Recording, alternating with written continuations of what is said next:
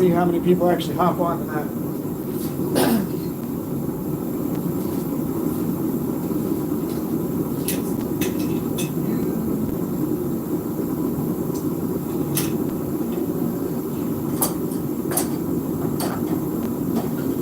Let's see who ends up hopping on first.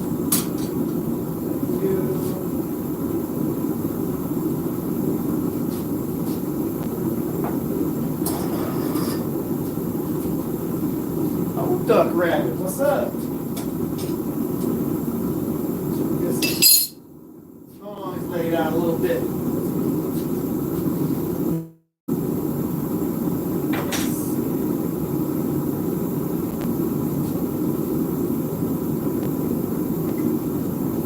I kind of mark out a rough handle profile for what I kind of want to do with this one.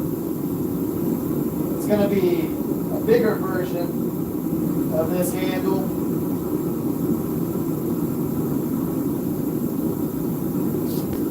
But this will kind of give me an idea of what to aim for.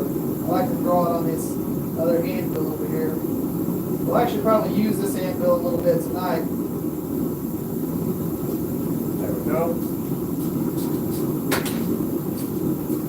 Rough idea on the handle profile is going to be something similar to that right there that I'm going for. It's just going to be bigger than that. So, how's everybody been? It's been a little while since we've actually done a live stream. I think all I've really done this month is live streams. I do have a video coming out soon, so you'll get to watch that. But yeah, let's see here. What's up, Mule?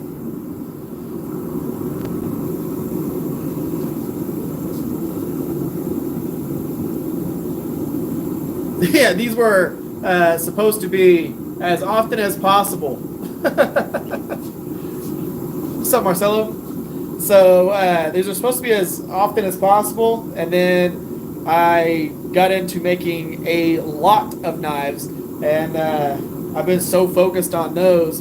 I've got one in the vise right now that I've been hand sanding today, and then I've got 11 more that I've been hand sanding and working on, and then I've got another like 20 to work on after that. And then on top of that, I just got licensed to sell life insurance, so I went through all the training and everything to get my license for that. So it's been a busy month. I've been hustling a lot this month, and then of course I had Christmas orders and everything like that. So yeah, when you go full-time knife making, it's a little bit harder. You got to get stuff knocked out or customers get mad.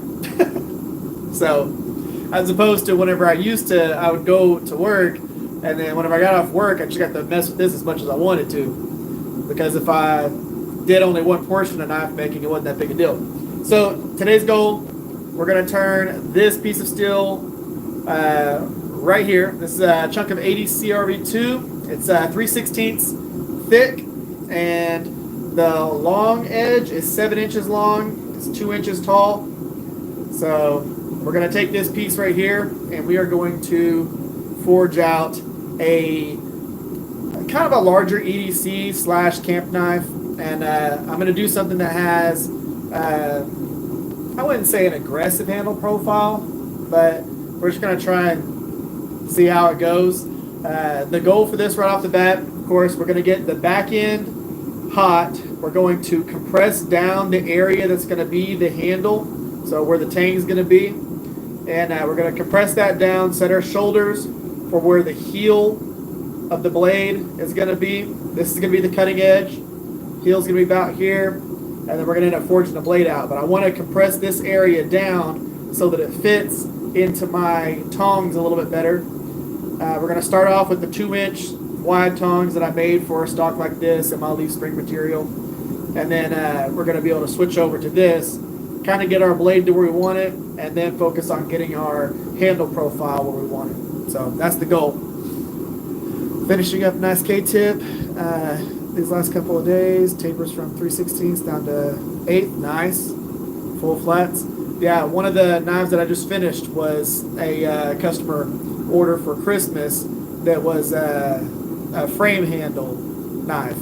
Y'all, that's the video that's going to be coming out. Is we forged that knife in the last live stream. The finishing it, doing all the sanding, the handle, all that stuff's coming out on that other the video.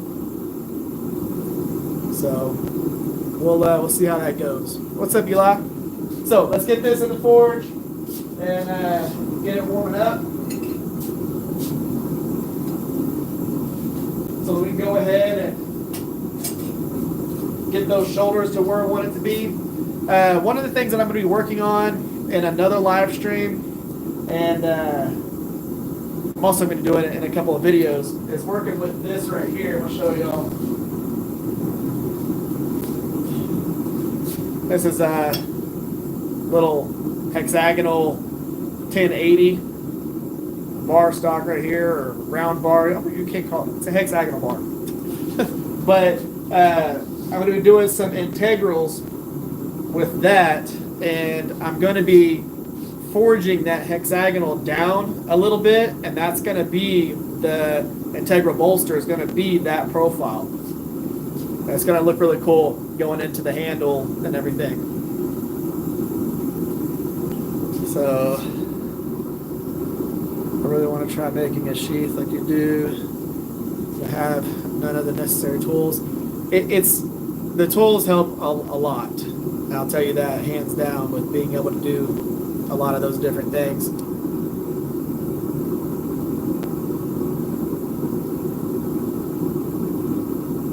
And I agree, those sheets did look good.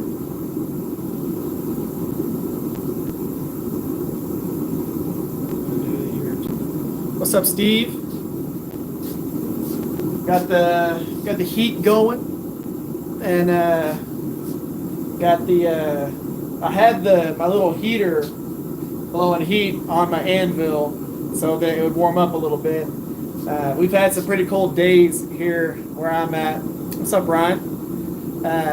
We had some cold days, so the anvils are pretty chilly, and last night it was in the 20s, and during the day it was pretty cool here, but it wasn't that bad. It was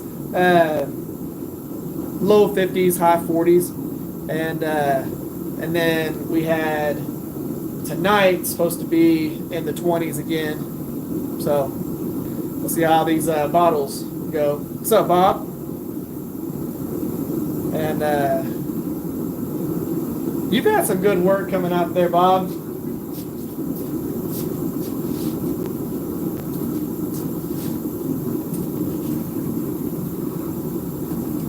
So we've had, it's been nice seeing people post a lot of stuff on Facebook and things that y'all are working on and different projects. And yeah, it's cool. Some of y'all's work is just looking absolutely awesome. So definitely great work. All I've been doing for the last weeks is studying, getting licensed with these different carriers for insurance, jumping through all the legal loopholes or legal hula hoop things, not really loopholes, and then getting again just a ton of handles and knives finished. Show y'all 3 different versions. And I've got a few more of these now, but 3 different versions of these little EDCs. Just got to pretty much do a bunch of buffing on them now. Those things are looking good. You see a little points in that handle there. Of course, these are just, they're not super high grit. Once I buff them, they'll look a lot better and make them shinier and all that stuff, especially this one with that rich light. 3 different widths. This one's the super chunky one, and you got some 3/16ths, 3/16ths. But those, I've been working on the medium versions of these. I've been working on some of my camp knives, and it's just getting all of these all of these knives ready for two things. For one, the website, and then building up the inventory for Blade Show Texas. So I've got a lot of knives that I need to bring with me so that I can sell for Blade Show. So it's just getting as much inventory built up as possible so that whenever I go, I can actually, offer a decent amount of knives. So we're gonna have hopefully a decent amount. My goal is to have a little over 50 knives available for sale there. So we'll see how that turns out. And I'm gonna have my YouTube builds and all that stuff there. So it'll be pretty cool. Lurk and wash the dishes. There you go. Gotta get them dishes done. I already did. That's ours. All right. We're gonna go ahead and grab this out of the fire. Go ahead and forge our step down. I'm gonna use one of the newer hammers that I just got.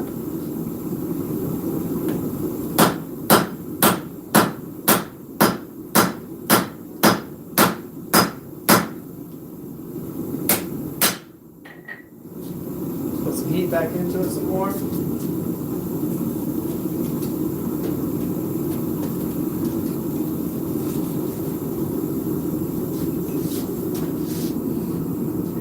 Until this anvil warms up all the way, it's gonna take a couple of heats before it stops sucking that heat out of the steel. But yeah, I got this from Fire Creek Forge. Another hammer from him. Reminds me of a Thor's hammer. It's just like the other one that I had. It's just a slight different weight than this one. So, different weight a little bit. It's got a more aggressive round side than this one does. This one's a little bit wider, so it's taller and round. This one's a little bit narrower and has just a little bit more of a radius to it. I'm going to try it out. I worked on the handle the last couple of days to get it exactly where I wanted it so that it doesn't give me any blisters or anything like that. Basically matching it up to this one right here. This is the one I've used for a while now and it absolutely fits my hand perfect. So what I ended up doing was going through and working on this one and getting it to where it's going to fit that just nice. Anytime you start working with a new hammer, there's a chance you're going to get blisters. And I haven't had to deal with that for a while, so I wanted to make sure I was good. 9 people's worth of dishes that takes a long time. What's up, Jeff? And I was going to feed 8 horses by hand, and I realized I'd rather do the dishes. Right? I can understand that.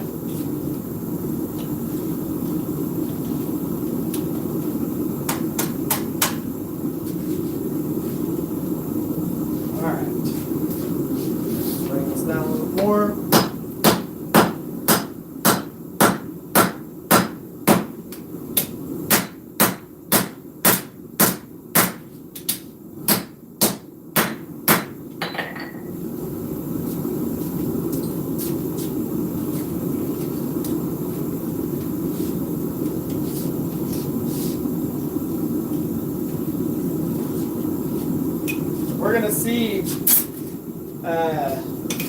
basically, the goal here, bring that tang area down, forge it to where it's manageable with the other tongs, and then we're just going to focus on the blade. Once we get the blade rough profiled, we'll then focus on the handle, get that where we want it to be, and then we'll start, fine-tuning things. What's up, John? How you doing?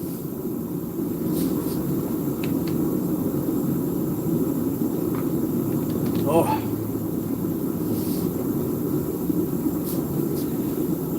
I will tell you this. I'm happy that I get to do what I'm doing in the live stream tonight because once you spend several days hand sanding, or a lot of days hand sanding, you want to do something that's not that. So, it's been nice. I have done a little bit of stuff in the shop. It doesn't really stand out. The stuff that I did, a lot of it was just things that were on my little to-do list for a while, putting up a few shelves, pulling some things down. I will be opening up the wall going into the other shop within the next few days and closing off a door and then adding a door so that you only enter my shop space from one entrance other than the big doors. You have the big doors and the one main door, and I'm going to make it to where you can just walk straight into the other shop so that whenever I finish setting up the grinding room and building all that stuff, everything will be good.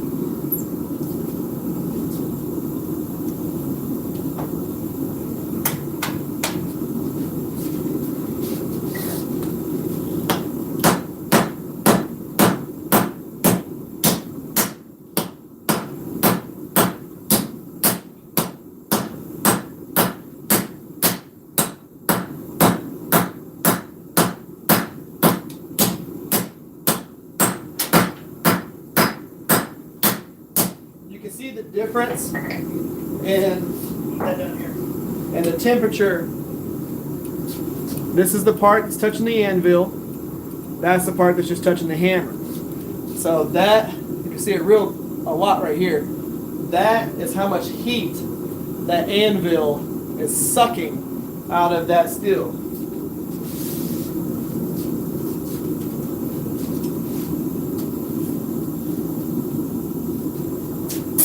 So whenever you go through, I've had the hot steel on there several times now. And the only part that's semi-warm is right here. This is still super cold, probably about 40 degrees. That's still cold. The horn's still cold. And it's like until I forge on this for the next like 30 minutes, that anvil is just going to be super cold and it's going to be pulling that heat out of the bottom there, which we don't really want to be the area that it's pulling out because we're trying to shift. Let's see if I can. I know a lot of y'all are knife makers and this might all make sense to y'all.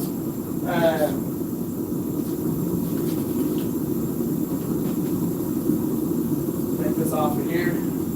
That's probably just going to sludge that around. Show y'all something.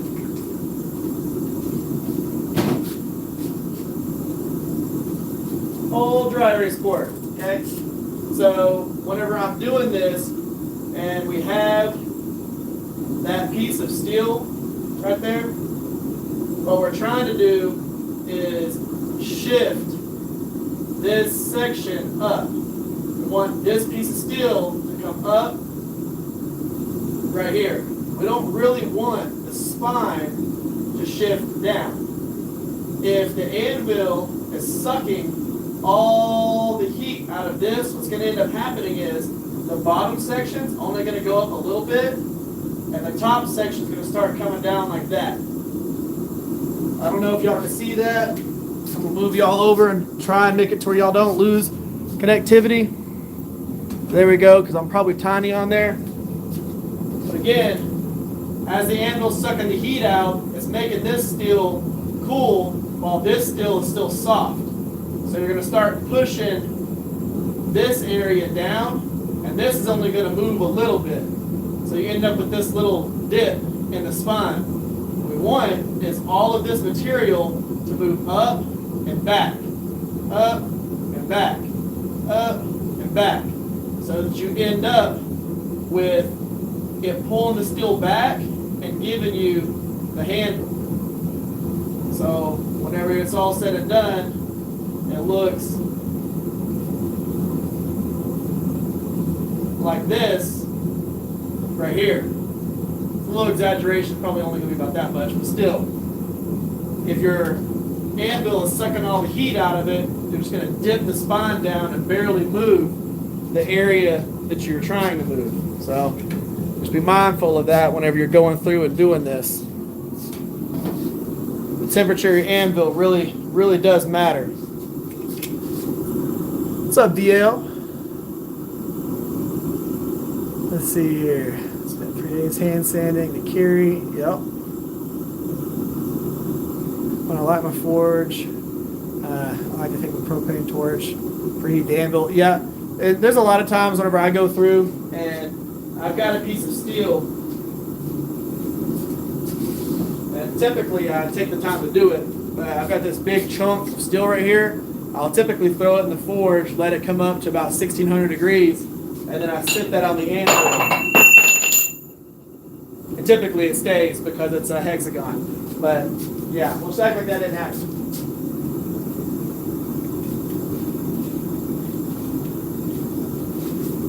But this is one of the reasons why I'm trying to just forge, and as soon as it loses that heat, we stop.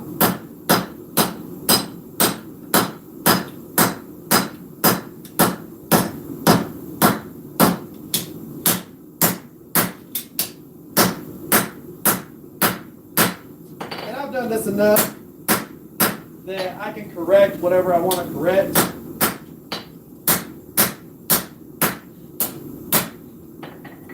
But still, you don't want to make yourself work harder.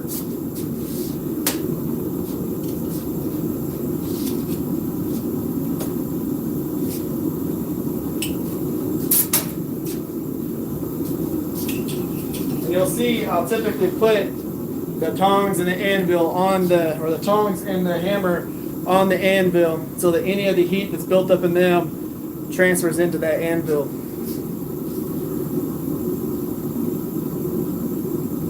Forge a negative 30. God, screw that. Man, negative 30 degrees forging. Well, I guess if you have the forge on, it's not that bad. It's like for me, it's gonna be like 75, 80 degrees in here within the next like 15 minutes. And I still have the heater below my anvil right here, so it's still warming stuff up. 5160 is a lot easier to work if you keep it hot. Yep. Just learned that last night. Yeah, 5160 is a beast to move if you don't keep it hot. So weather here, it'll be in the high 20s tonight. We're going to be in the upper 20s, low 30s overnight for the next week or so. And then supposedly going into January or during January, we're supposed to have some crazy polar vortex to where it's going to be like 0 degrees for a while. On days like that, what I'll end up doing is I'll have the forge inside the shop and I'll just have the doors cracked open so that, you know, you don't get sick from all the propane fumes and all that, but it'll be toasty in here. It could be like 0 degrees outside, and because of that forge, it'll be like 80 inside the shop.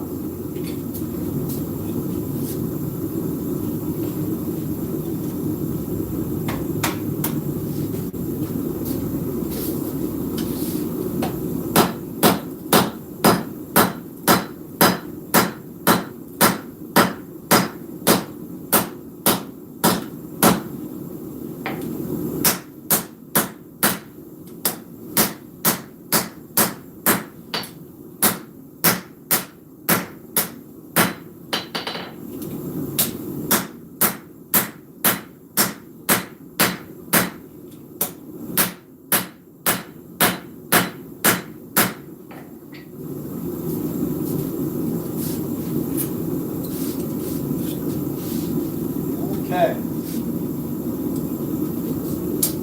We're going to bring that area that's going to be the finger choil down to right at about 1 inch in height. The profile that I'm going for handle-wise is a larger version of this. So this right here is under 1 inch right here. This is just this is one of my profiles that I have on my website right now. But this is rough profile, what we're going for. But I'm going to have it a little bit taller than this because it's going to be quite a bit bigger knife than this right here. But we're going to go about 1 inch. I want to have this aggressive choil right here. So we're going to pinch that down quite a bit, and then what we're going to end up doing is we are going to forge this heel down and back with that, and then we're going to put a nice hook on the end of it so where it really wraps around your hand, but it's going to be a bigger version than this right here. So this really just fills your hand, and if you have a smaller hand than me, this is going to be even more comfortable. My hands are not tiny, so I would have what you would consider a large hand.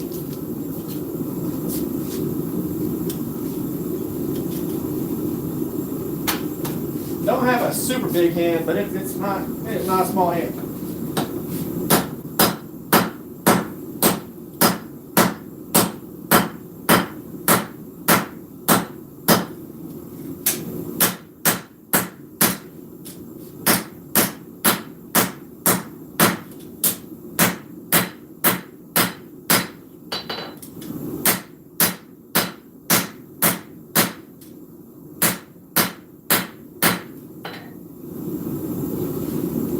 We're getting that choil that we want.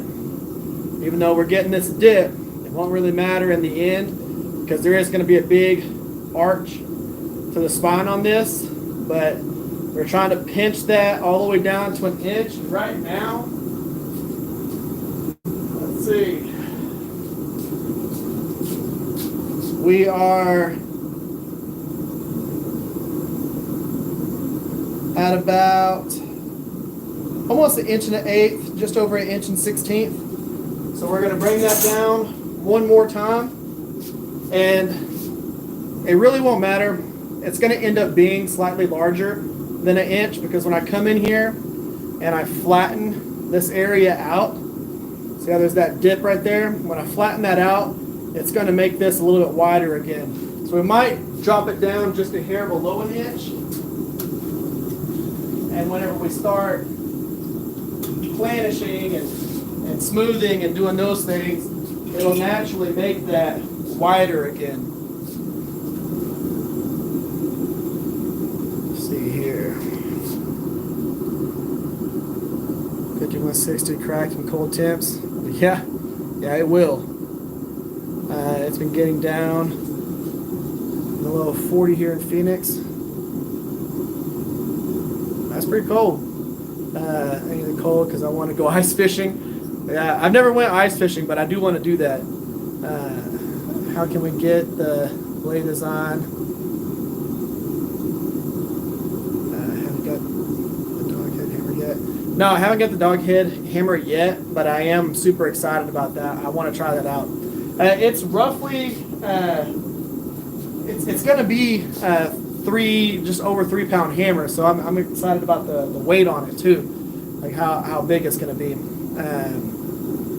But the blade profiles that I have, I'll show y'all because y'all might not have seen the post that I did. So I've got 4 profiles right now on my website. They are these right here. Basically what I wanted to do is create profiles that people would want to make knives out of. And I did all the measurements for you for where your pins are located, where the scales are going to be, grind lines. That is, I've put them on template material for myself, but that is a chopper, a recurve chopper right there. Then you have EDC with a cool profile, again, pin holes, weight saving holes, already marked, grind lines, all that stuff. Little, kind of like a harpoon tip, clip point right there, everything marked on it, and then a little chef so that you could actually get a nice little chef knife profile. And whenever you actually print these off, it shows you the measurements and all that stuff. This isn't me trying to sell y'all these, it's just I know people are going to end up watching this later so they can actually get stuff like that. It actually has the measurements when you print it off. So how long it is, how tall it is. Each one of these is 1 inch, that's ½ inch. But it shows you all the measurements for all of them so that you know exactly how big to do it, what to do with it, all that stuff. And the whole point behind it is you'll have people that go out and they buy they buy already cut out knives, and a lot of the designs that they use are like the most basic knife designs you'll ever see. It's like super generic clip points and drop points, and I wanted to do profiles that people would actually enjoy. And a lot of people like my knife profiles, so I figured, why not do that? And that way, if people wanted to make them, you can make them. And I will be doing videos on those as well. So, and that's pretty much how. All right, let's go ahead and hammer on this some more.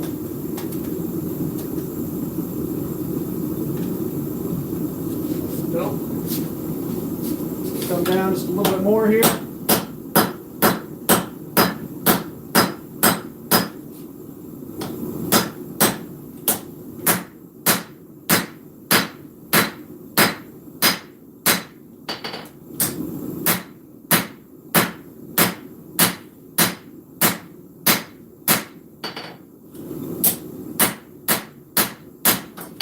Get our thickness back.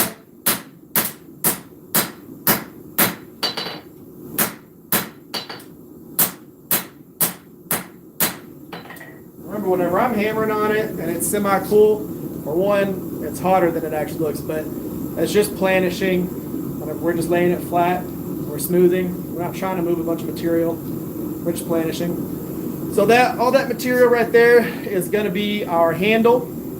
So full tang knife. I'm going to go ahead and forge this down just a little bit more so that it fits these tongs right here. We've only got to come down about a little less than 1/4 of an inch, and we'll be good there.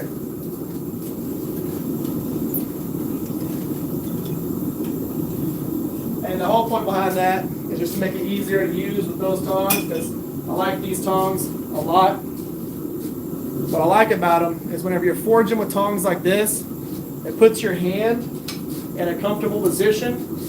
So your hand is just normal, and you can just hammer and do your thing. Whenever you're holding it with a bunch of different tongs, so this puts the blade even and the tongs basically perpendicular to the blade. If you're using tongs like this, the tongs are parallel to the blade. So you have to hold them and then kind of flip them and do some weird things with your hands. And with this, pretty simple to use it. I like these tongs a lot. But they're actually built for holding flat stock. Whenever I go to the next blade show, I'll probably scoop up a few more of them. We'll see how it goes. And yeah, I did those on knife print. It's just the easiest way to be able to make PDFs for people is using knife print, so that y'all can actually print them off and it does the sizing right. Because I've done other things, and whenever you print it off, it just tries to make it fit to the size of the paper as opposed to the actual size of the measurements. And I wanted to show the measurements, and for those measurements to be accurate. Bring this down just a little bit more.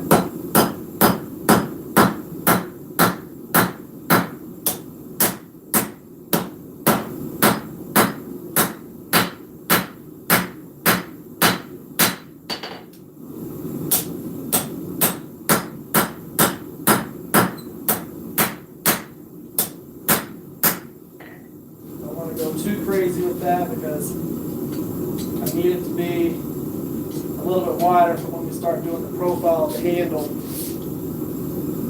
We should be just fine to get the length of the handle that we want out of that, especially when we distal it.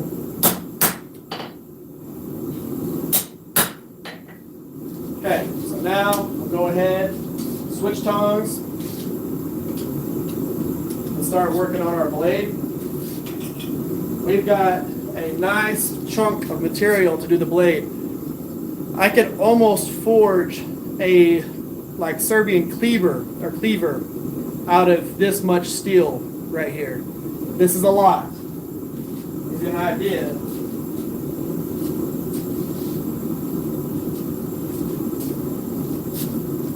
This EDC right here, or this camp knife, that's a really big blade. I'll have more steel ready for that than I do in this. So it's going to make a pretty good sized blade.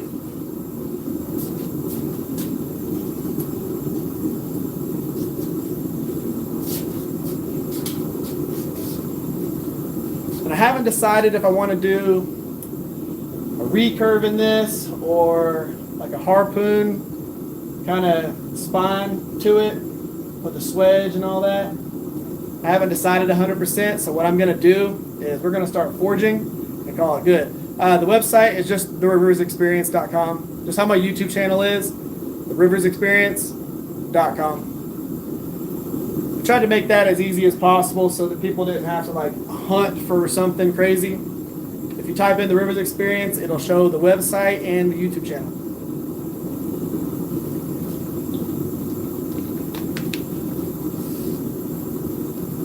And I'm selling them on there, but I have them priced at like $2 for the PDF. Or you can get all four for like $6.50. Basically, that's just so that you can buy it and it's not a super expensive thing or anything like that. It just goes through the getting paid basically to design them and the time that it took for me to get everything exactly where I wanted it to be, the pinholes, all that stuff, get measurements exactly where I wanted it, and go through and make good profiles, and then take the time to edit them, so put them on template material, see what I needed to change and modify and move to make them actually comfortable, and then get to the final iteration of it. That's the whole reason why they're $2. And that lets you have that profile. You can print it off as many times as you want. He's here in Hammerness. I'm excited about this. This is my first time actually using the other hammer that I got from him. This thing is a chunk, but I like it. You know, a lot of hammers are designed like almost, I wouldn't say over-designed because I love the way they look. Like good old John Norwood. I love this hammer. I think it's absolutely beautiful. This, and then of course like my Two Bastards Forge hammer. Absolutely gorgeous hammer right here. Love this thing. Beautiful, beautiful, beautiful. And I also like them to where they're simple like this, and they're just a big old chunk. You know what I mean? Like a Thor's hammer. Mjolnir or whatever you call that thing.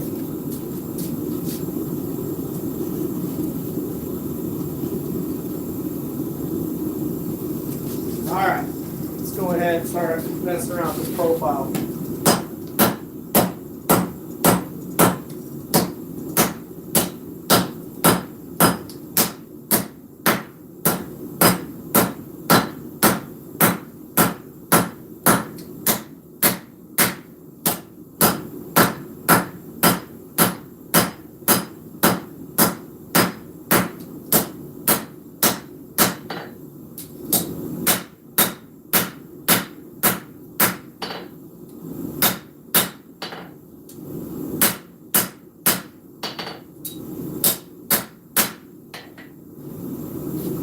So what we're probably going to do is I'm going to come through and I'm going to start just refining the spine just a little bit, and then we'll go ahead and start pulling things down kind of where I want it to be.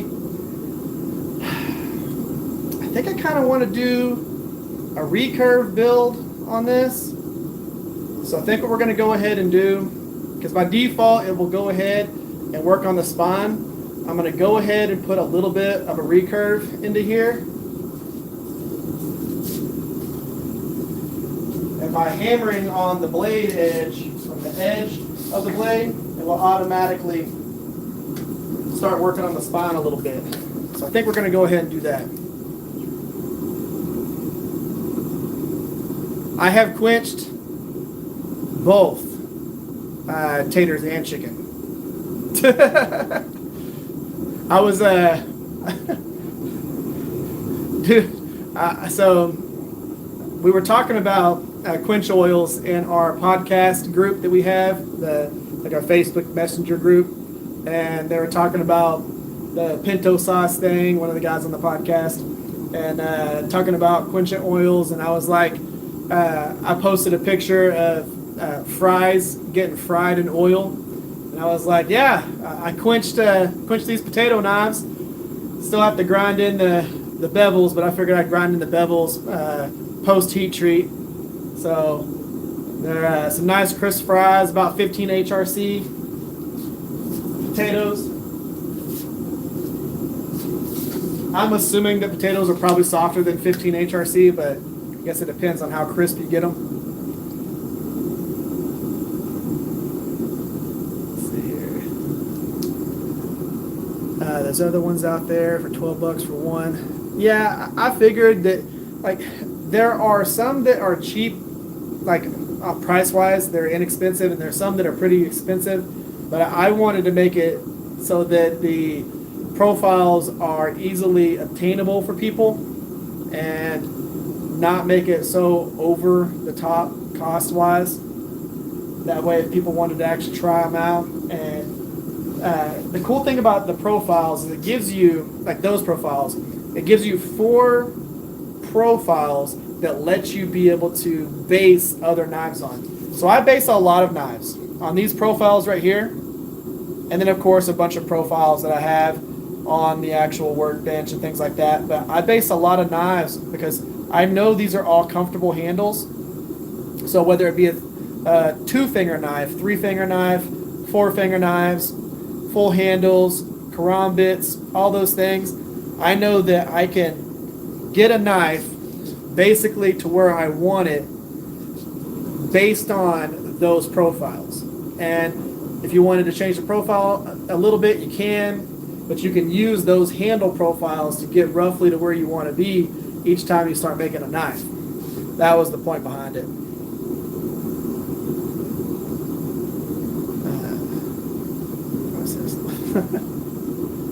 Just got done with washing the dishes. What's up, Mark? How you doing? Old podcast Mark over there. Hey, you got your logo in your little name there. I like that. Let's see here.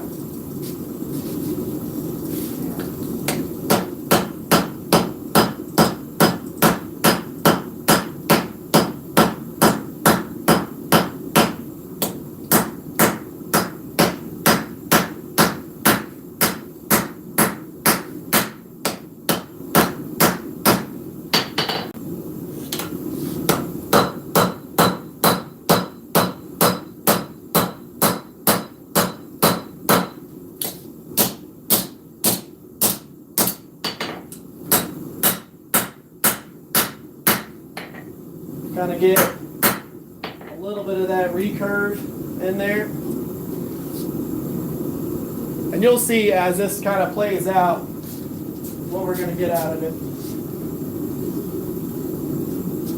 What I kind of want is I had drawn a template up on the dry erase board, and what I kind of want out of this is I'm thinking a little bit of a recurve, drop point build, not something that looks like a kukri, but let's see if I can draw it big enough. I'll move y'all over here again.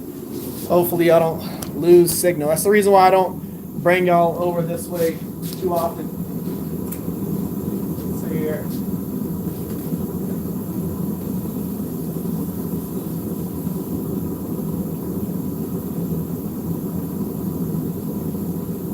See if I can draw this first go.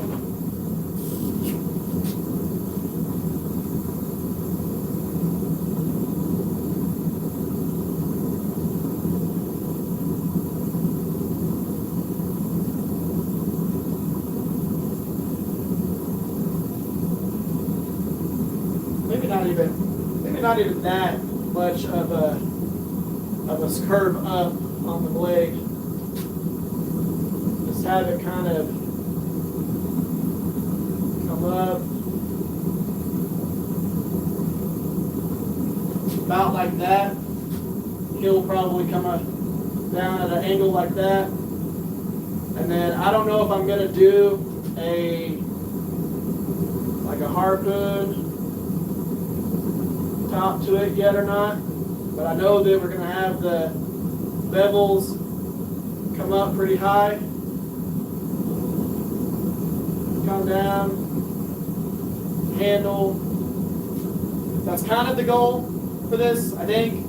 I don't know if I'm going to do the harpoon yet. I might just do a drop point with a little bit of a lower tip to it, not have a huge swoop up, just because I'm not going to put a bunch of curve in the spine. And I still want it to be, if you got to stab with it, I still want it to be a forward point and not a down point, because I don't want it to be a chopper. I want it to be able to be used, the tip and all that stuff. But something kind of like that right there. I don't, again, know if I'm going to do the harpoon little swedge or not, but that's the goal for this for the most part.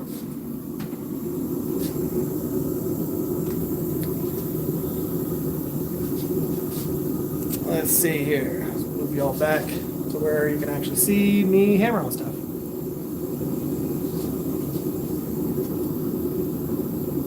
I know, yeah, that's a kukri. I know. I don't want it to.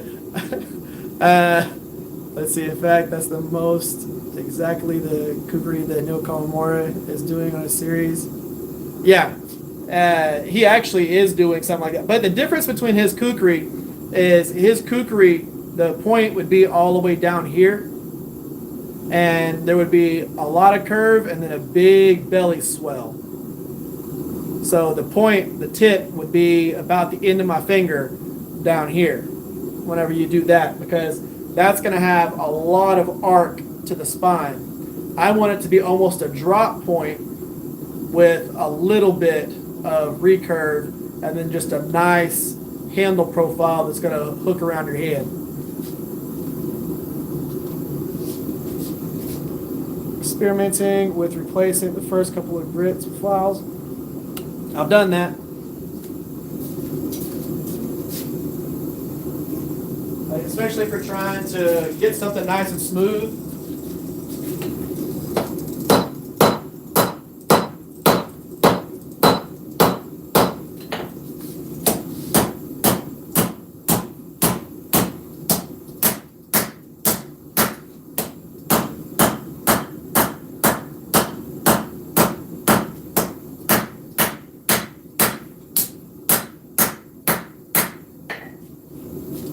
Start bringing that up a little bit.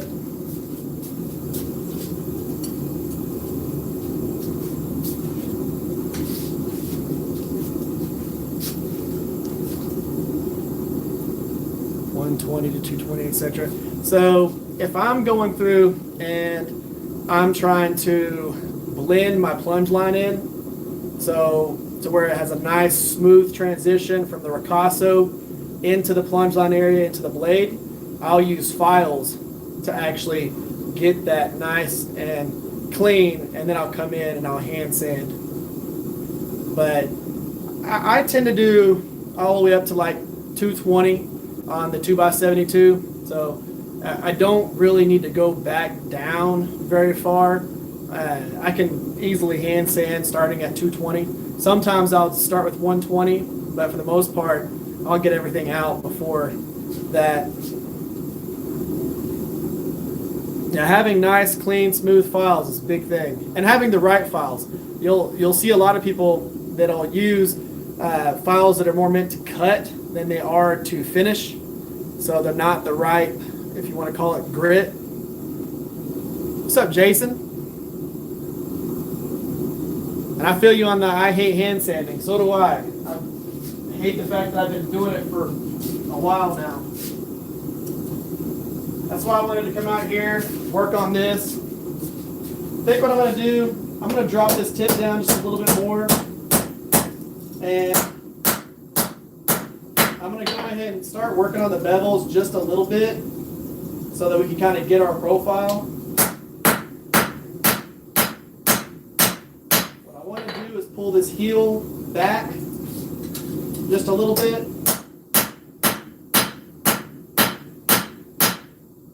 So before I end up going too far with it, so I'm going to go ahead and switch to the straight peen. I'm going to heat it back up.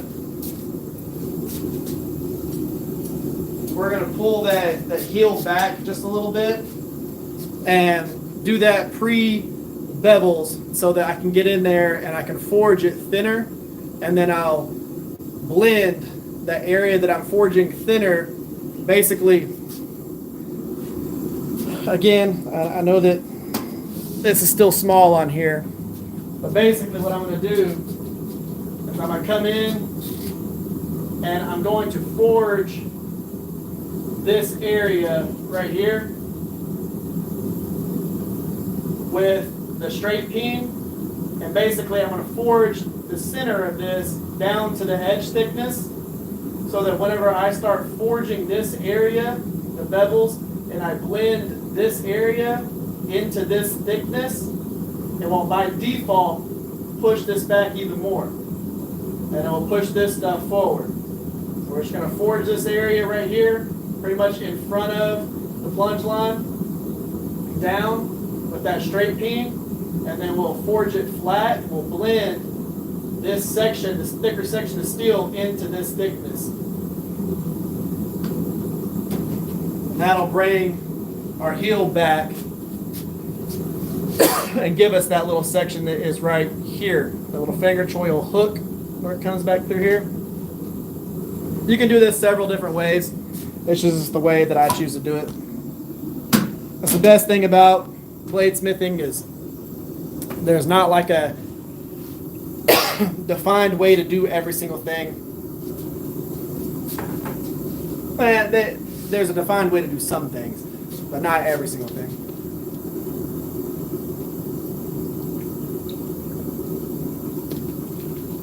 Yep. Hand sanding a 2-inch long, or 2-inch wide, 8-inch long. I just did that with the chef knife that I just got done working on. And I don't tend to do a bunch of mirror polishes. I did that more whenever I first started making knives, but I tend to do more satin finishes than anything, which is sometimes a pain in the butt because you got to sand up high to get rid of all the grit lines, and then you got to come back with a lower grit. I'll typically use a Scotch-Brite pad on a stick, one of my sanding sticks, and I'll come in and I'll use a Scotch-Brite to be able to bring the satin finish in and not have any of the J-hooks.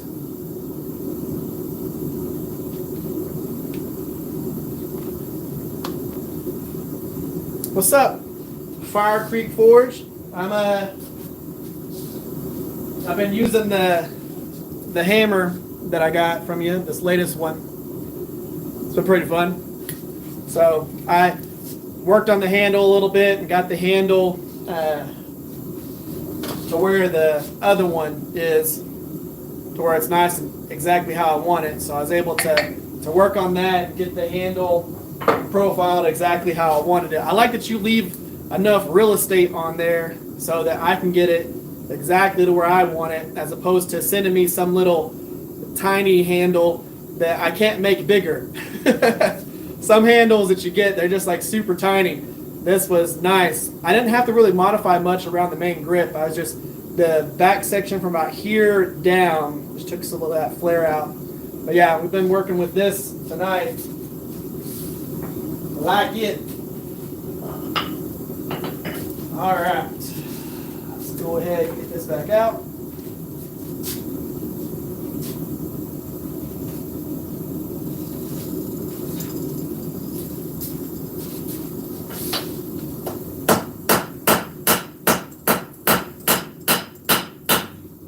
With the straight peen.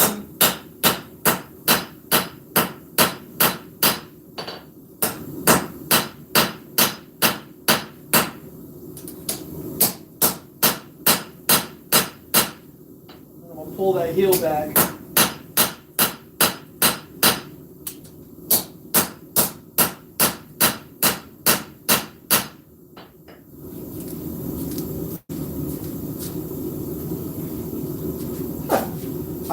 I sat this down on top of one of my water buckets.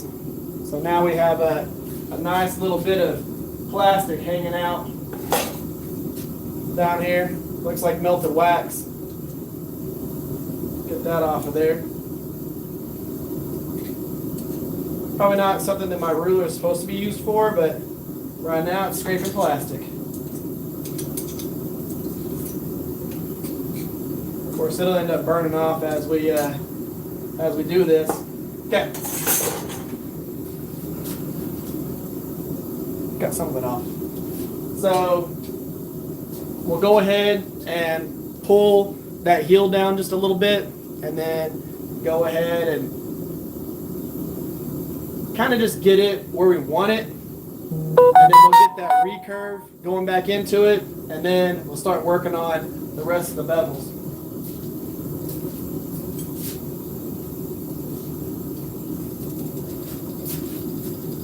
So what have y'all been working on?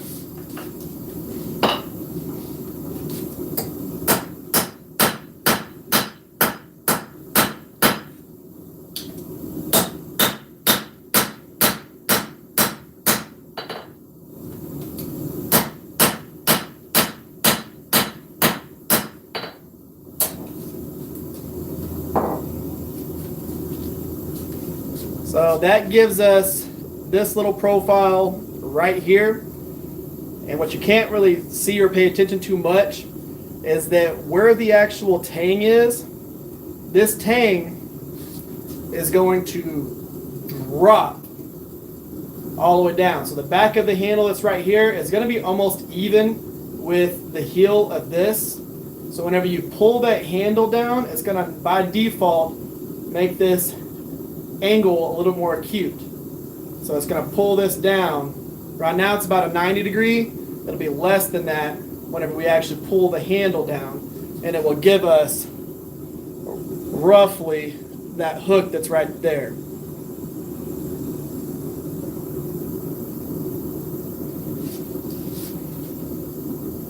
I got a drift stuck in a hammer.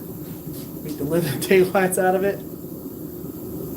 Yeah, I could imagine that. Let's see here. Let's go ahead. We'll work on the blade a little bit more before we actually go through and start messing with that handle.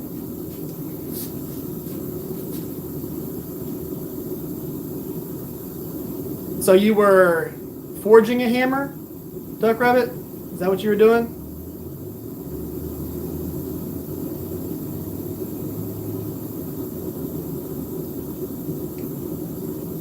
What type of hammer were you forging? If you were forging a hammer.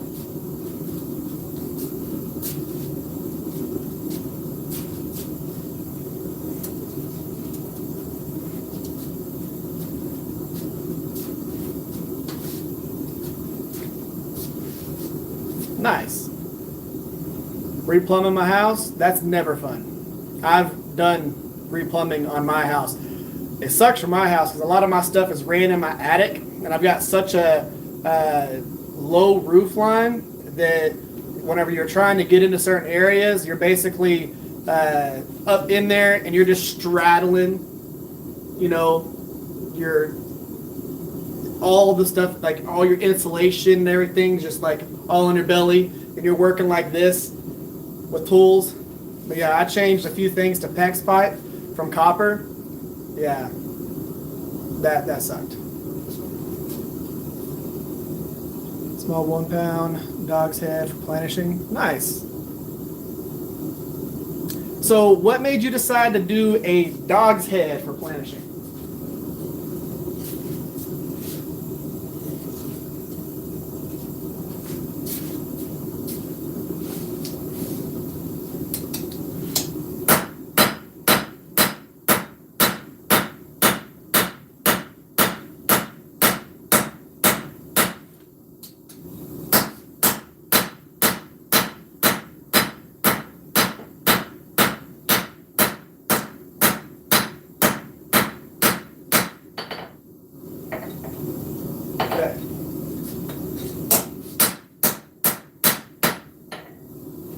So what I'm going to do is basically just go fine line between forging recurve, forging bevels, forging recurve, forging bevels, forging recurve, forging bevels, whenever we're doing this.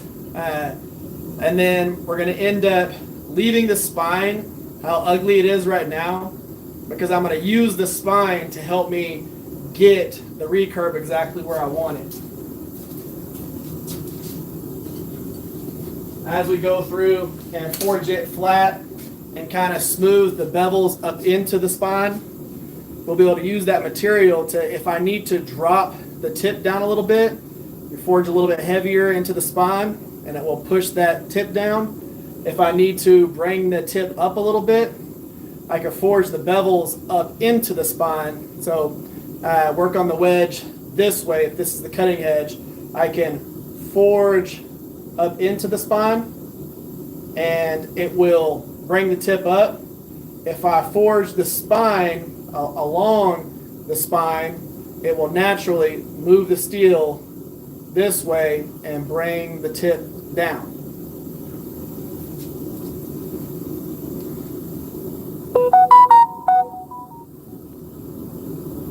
Let's see here. New home. New to forging. Set up my first forging workshop in the shed. Nice. Charcoal powder, graphite powder. Help you drift. Yep. And you can watch Fire Creek. He's got stuff that he's done whenever he's forging his hammers. How to replace the bib under the house. Yep. Post and beam foundation. Yep. No, you are not built for that. You know, especially in Texas houses, because in Texas houses, we don't have huge crawl spaces underneath our floors. So whenever you get down in there, you are army crawling to get to where you're going to go. And like our pier and beam houses, like they're only like this much space. If you're lucky, you've got this much space, like 2 feet of room between the actual floor joists and everything and the ground. And you're lucky if it's not muddy under your house.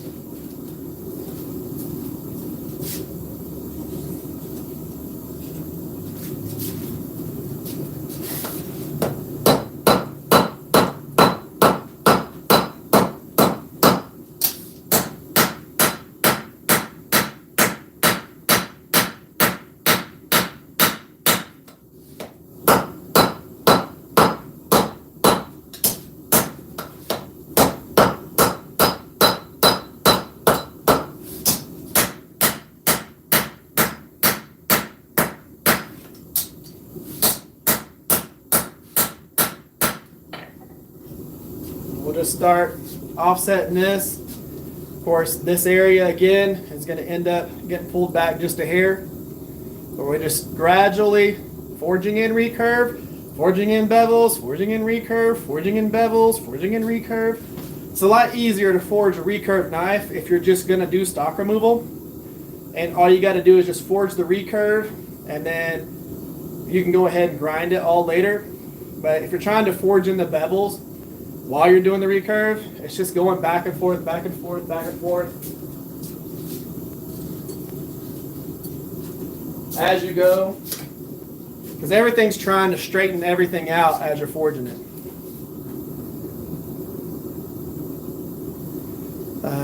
Painting sucks even worse than plumbing for me. Especially when it's not your idea and your wife wants you to paint. Man, I've needed to paint the outside of my shop for almost like a year now, and I still have not painted it. So I need to do that.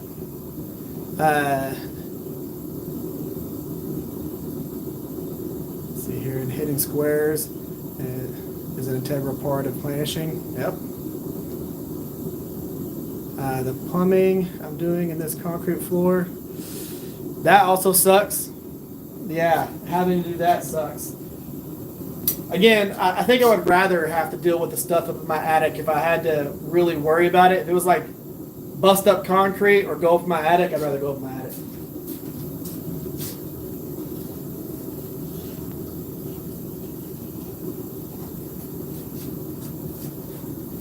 And having these bottles outside my shop. God, they build up frost so fast. Let's see here. I'll brighten y'all up a little bit. There we go. So plumbing, things like that. Yeah, a lot of my stuff that hasn't been knife making, again, has been doing the whole insurance thing and getting all of that stuff set up. And then, of course, doing all the honeydews, getting all that stuff done, and just chilling with my family. It's been really nice. You know, a lot of the jobs that my wife and I have worked throughout our years of marriage have been in retail and different things. And typically, we're working during the holidays. You're not spending time with your family. And I'm at a point now to where I get to spend time with my family, and that is absolutely a blessing.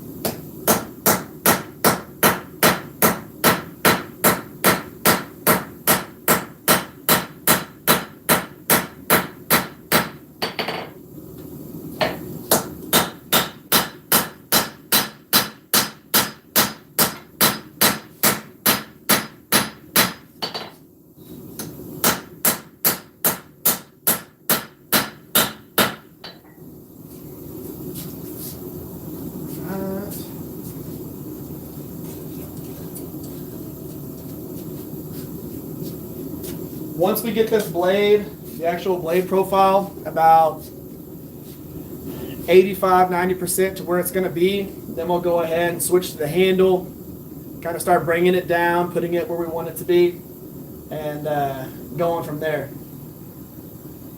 I'll probably have to switch bottles. And it's not that I've ran out of propane. I've still got half a bottle of propane on here. You can always tell because of where the frost line is. The frost line's showing you where your propane level's at. And the frost line's at the halfway point. It's just, it starts becoming less efficient whenever it starts cooling down. Also got my Maker's Mark finally. Nice. Any idea of the classes you were thinking about doing? So whenever I do have people come down here for the actual forging classes, what I'll most likely do is a class. A lot of it's going to be on hammer techniques, but we're going to do, whenever I first start doing it, it's going to be you forge the knife. It's kind of like a make and take type deal. You get a knife out of the actual process. Whatever you make is yours. But the whole point is you get to come here, learn how to forge, do that stuff, and then also we're going to focus on stock removal and stuff like that, because being able to get used to how to use your body, different techniques like that. I'll have all of that stuff in the actual class that I end up doing, but a lot of it's going to be being able to come to my shop, forge, get used to the process, what the hammers do, and all that stuff. I've still got plenty of stuff that I've got to get for that, though.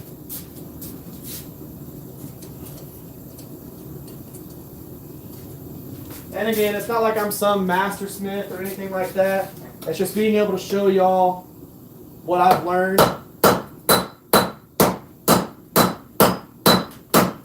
throughout the years of doing this.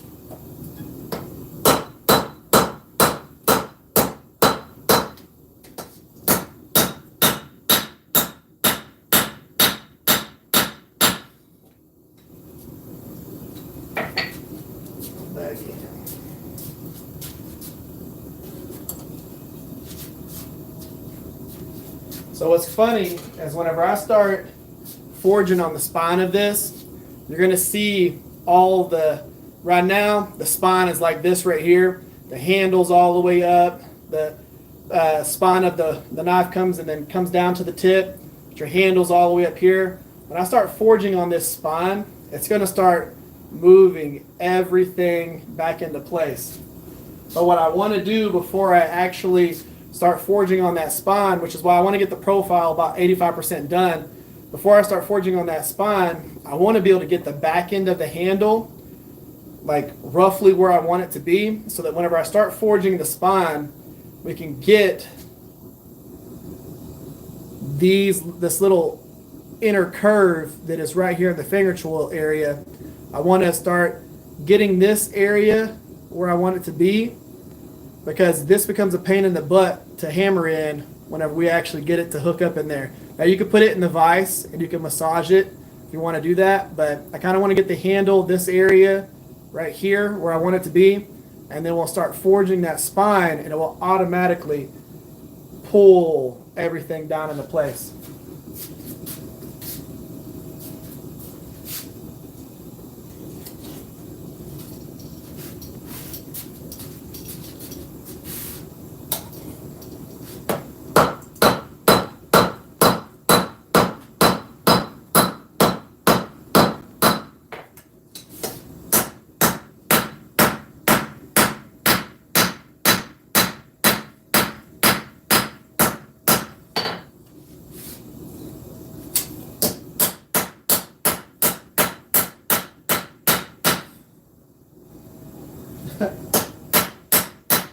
Right now we have almost a clip point profile. I didn't even realize I had y'all out of frame. Okay. Right now we have almost a clip point. Just to give you an idea of what I'm talking about here, we have a lot of thickness in this section right here. Whenever I start forging that flat, it's going to make everything go out the opposite direction.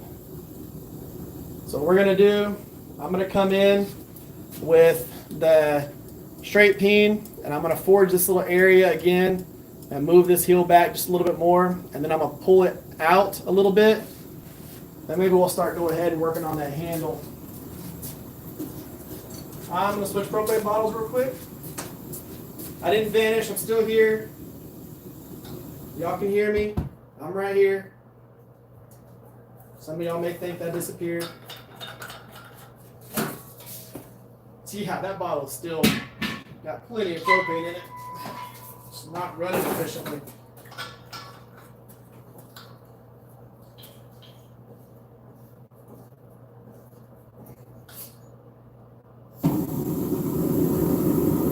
There we go.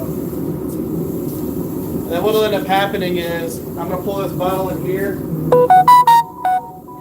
and let it thaw. Put it in front of the little heater that we have in here. Let it thaw, and then we'll be good. We're toddlers without children. Yes. Let's see here.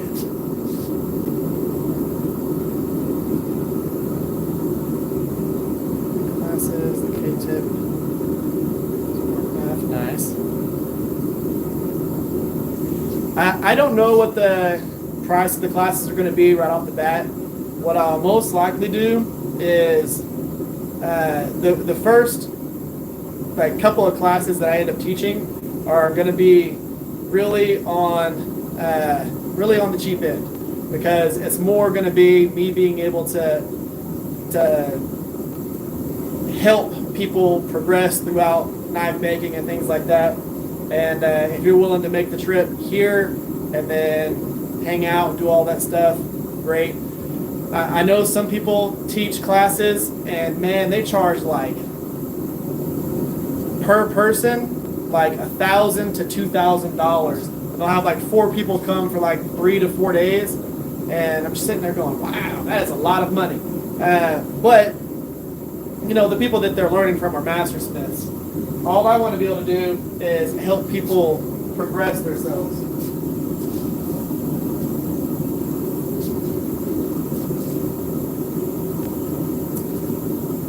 And I love doing stuff like this, where I get to make something that I haven't made before. Because a lot of it is just me playing with it, figuring out what I like.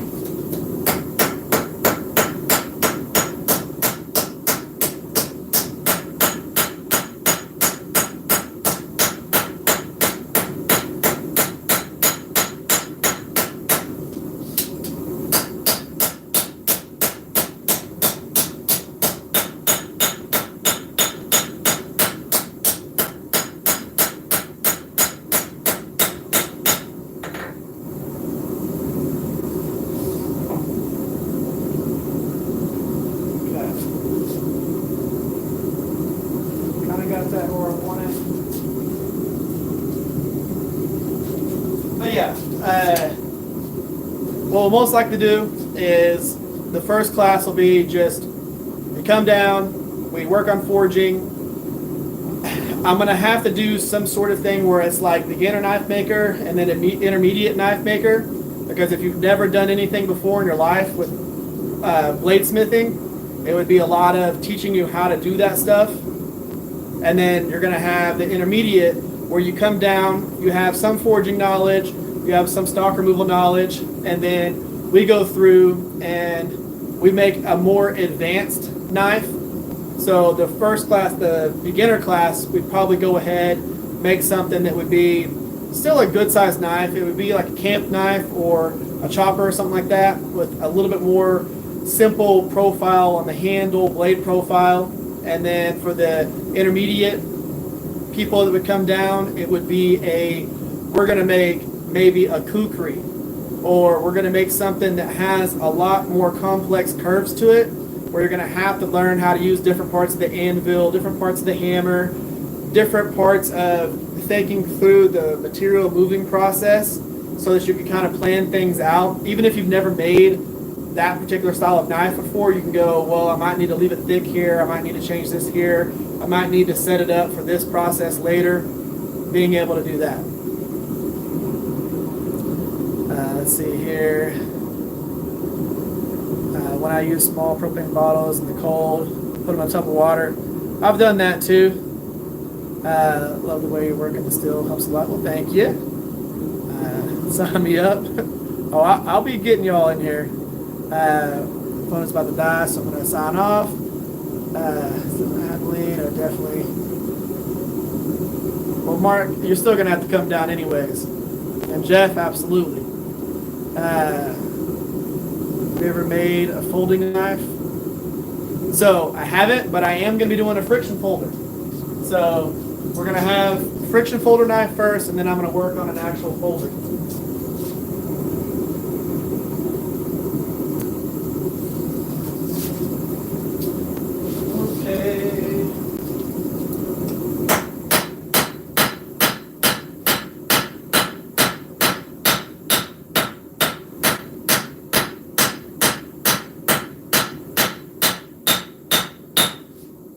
Bevels kind of worked in.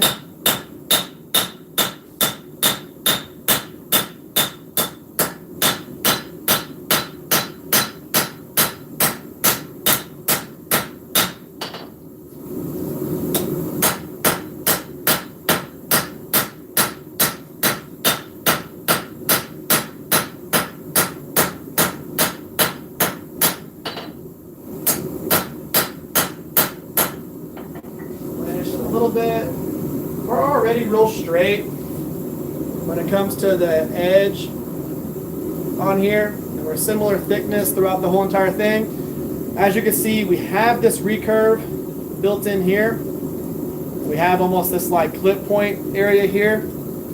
This spine is almost 3/8 of an inch thick right there, and it's going to come down to about 3/16. So whenever I forge all of this flat, it's going to drop that tip down pretty aggressively. But right now, we have our edge thickness roughly where I want it. So from about 2/3 up, down, the blade is where I want it. So now we're going to start working on this handle side. And then, once we get it to where we want it, we'll start working on the entire blade profile. But right now, what I need to do is I need to start profiling this handle and getting it roughly where I want it. What's funny is how things start to fall into place once you actually kind of get everything to where you want it. And don't be worried about the steel being super funky looking while you're forging it. There's a lot of people that do a lot of forging, and you'll see people that are confident with what the outcome is going to be. They don't care about what the steel looks like. They spend almost no time planishing during the process. They just get things to where they need to be for that particular section, and they work on another section, then another section, then another section, then another section, until they get the overall thing done. It could be crooked as an S. It could be all kinds of different things in the process. You're really trying to focus on getting the end profile roughly where you want it to be. And sometimes you need to leave things thick so that the next step is perfectly fine, but it's just getting used to those processes. And again, don't try and make it look like the most beautiful knife the entire time you're forging. If you're in material moving phase, it could be as ugly as possible. It only needs to start really looking pretty whenever you start getting to that like 85, 90, 95% forged finish. That's when it needs to start looking pretty and like the actual profile you're getting after. But for the first 80% of it, man, it can look just like a knife-shaped object-ish.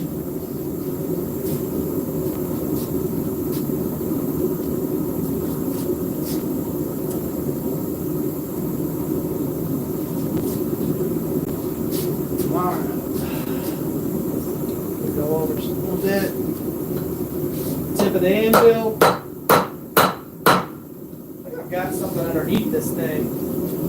It's rocking a lot more than normal. I'm gonna put this in here again. Sometimes I'll get like a piece of wood under it.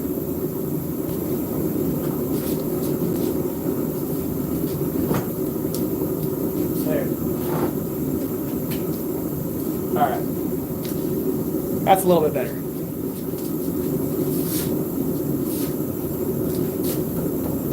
Yeah, whenever I started hammering on that and it just started rocking like a son of a gun, we don't want that. There we go.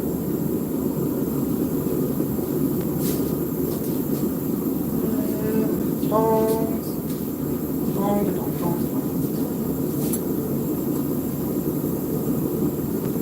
Okay.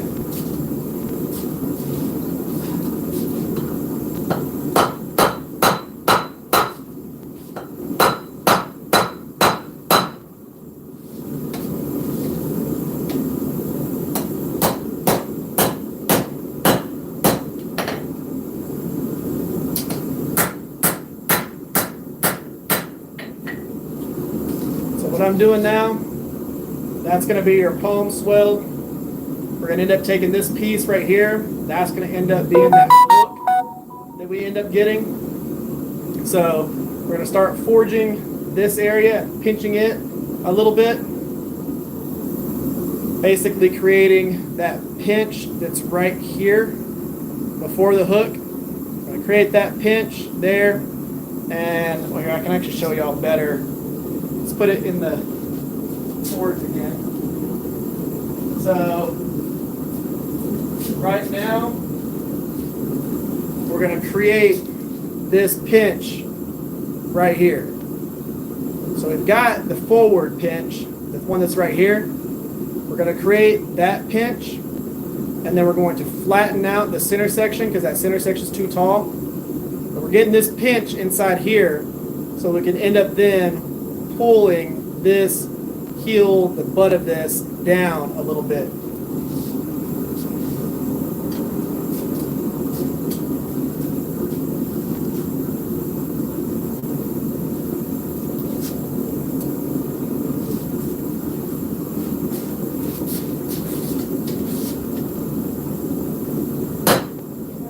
Back to a little wider section.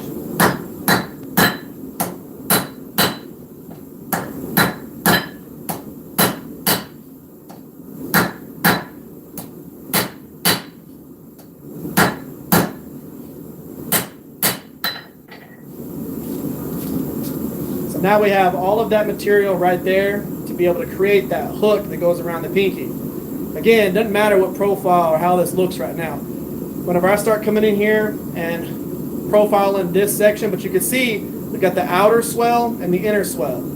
So of course that's going to be the outer swell and the arc of the spine, the inner swell that creates that dip down right there in the middle of the handle.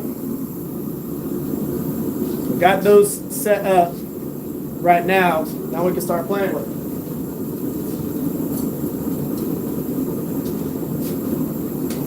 So what we're going to go ahead and do is we're going to pinch this area in, and then by doing all of this forging, whenever I'm forging this right here, it's making the spine super thick.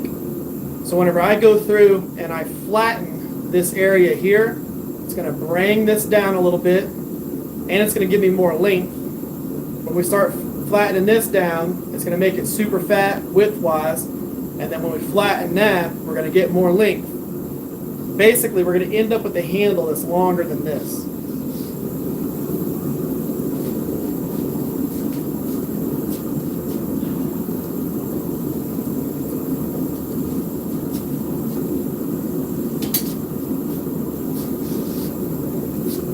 Now I'll tell you, this is some of the more complicated parts when it comes to forging knives to profile, is whenever you get intricate with the handles.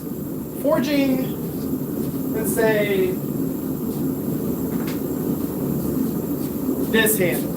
Forging this handle is not super simple, but it's not ultra complicated, because you can take this and you can put it across your certain parts of your anvil and just whack the spine. And by default, it'll give you this little indent right here. Whenever you're hitting the spine, it's going to force all the material past that and push this area up. So you can do a simpler handle like that, or if you're doing a more, if you want to call it broomstick style, to where it's just straight handle, forging those are pretty simple. When you start getting inside curves, outside curves, all of that, it starts making it a little more complicated, so you have to pay attention to where your material's at and what extra material you can move to be able to work with it later.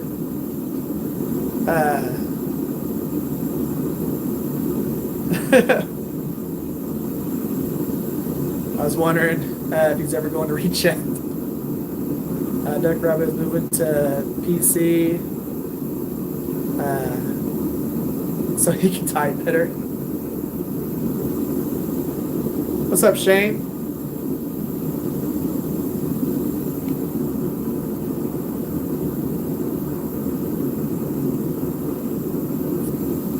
All right, let's see here.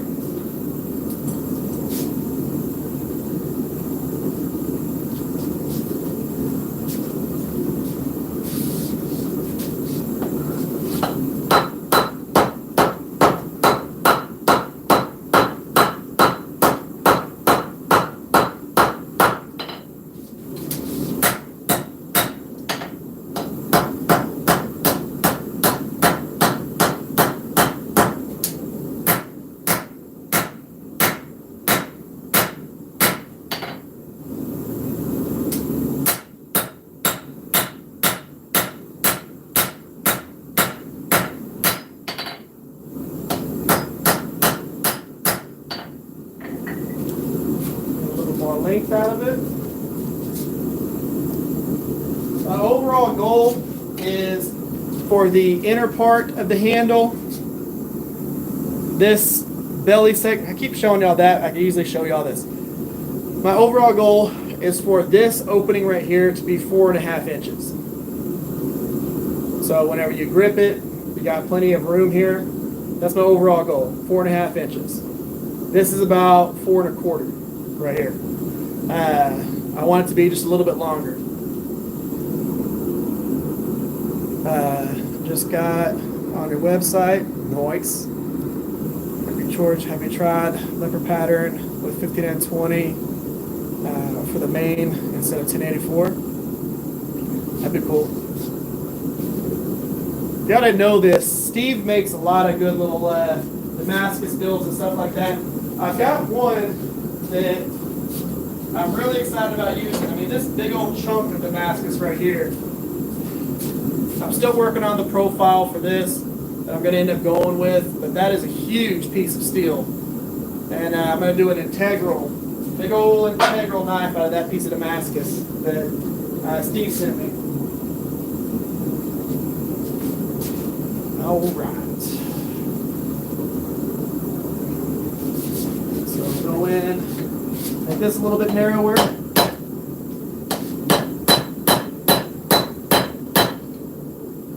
Good.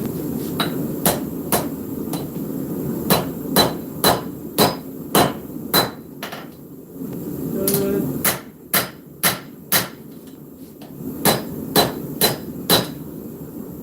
are getting a little wonky on me.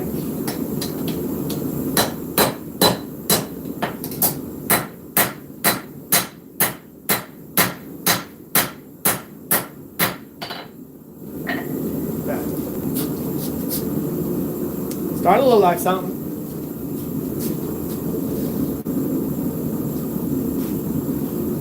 Now where we're going to get some more of that length out of it is by doing our distal taper through the tang. By default, it's going to give us a lot of length. What I'm going to end up doing is I'm going to switch to the straight beam, the Two Bastards forge hammer. And then we'll go ahead and start working on tapering that tang just a little bit. What's nice is once I do one of these, I can always make them way faster. You know, this is the first version of this knife, and I think I'm going to do a one-off with this one. I haven't decided whether I'm going to make a few of these or not. I think I'm going to do a one-off for Blade Show, and just have this be the only version of it. Because I'm going to be taking plenty of EDCs and all that stuff with me.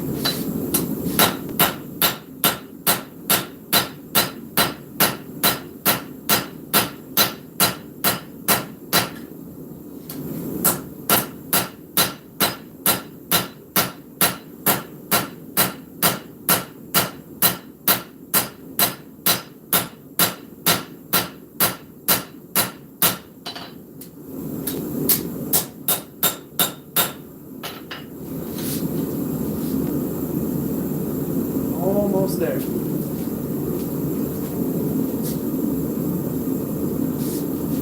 So, one of the things that makes my life a lot easier is this step down right here. This is 4.5 inches. So all I got to do is get it to where it fits this right here. That is the width of my hand, fully flared out. So it makes your life a lot easier when you have an easy measurement like that on your handle. Let's see here. So what are y'all's upcoming builds? What are y'all going to be working on next? I know some of y'all are working on home improvement stuff and everything like that, but what do y'all got coming up? What are y'all going to be working on? I'm working on a bunch of knives. Once I get these 11 that I'm working on done, I've got, again, like 20 more that I'm working on. Just getting a bunch of things finished. I've got 4 of these that I've got to get holes drilled, ground, all that stuff. I've got some camp knives, some chef knives, a whole bunch of things to work with. I've got 3 4-foot bars of 26C3 that's 2 inches wide that I got to make a whole bunch of chef knives with it. I know I got a bunch coming up. What do y'all got working on?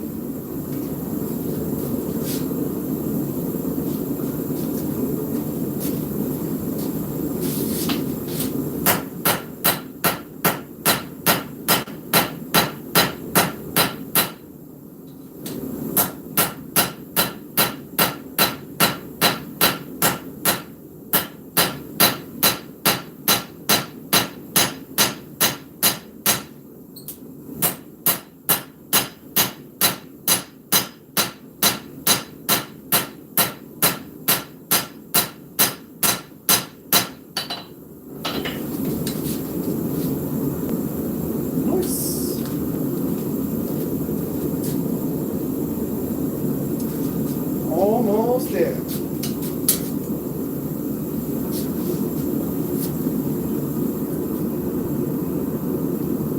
See here, a couple of things and a couple of custom things. Camp bushcraft knives, nice. Just moved to a new house. My shop is in boxes. Hopefully get a new shop up and running soon. I hope so, man. I would be absolutely out of my mind if I couldn't come out here and work. My tang always ends up being too thick, then I get it to the same thickness. So what I'll typically do is You see me do this a lot. I'll typically move my material where my tang's going to be just so it's easier to hold in the tongs. But I'll get my blade to about 75-80%, and then I'll work on the tang, and then I'll work on the blade, and then I'll blend everything together. But you'll see that in this. Cool thing about your tang being too thick is you can always grind it back if you're not doing a brute to forge finish.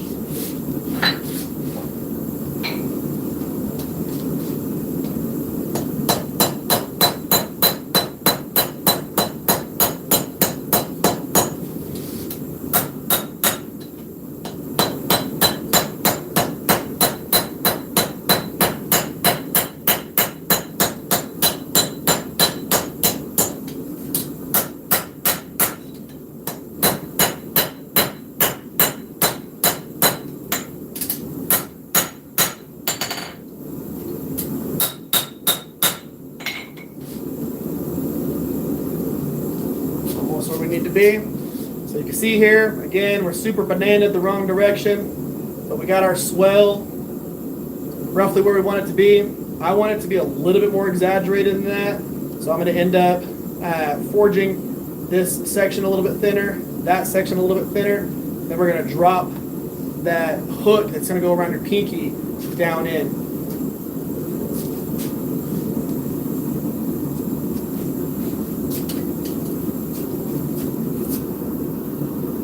Here, stepson wants me to make him a K-bar type knife.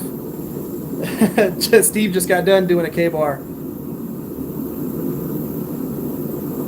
I'm going to work on one of your knives with my input. Nice. Nice. Got the gut hook up to 100 layers. And I got a chef's knife, handle glute. Nice. Just finished a chopper and a steak flipper from a railroad spike. So I'm going to be working on a fork here soon. Fork and spoon. I really want to do one of those.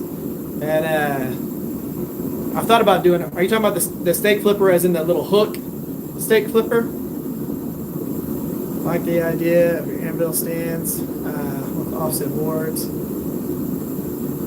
So they are just really long nails going through each layer. You just layer it together, but yeah, it gives you an area for your hammers, for your tongs, everything like that, all built in one thing.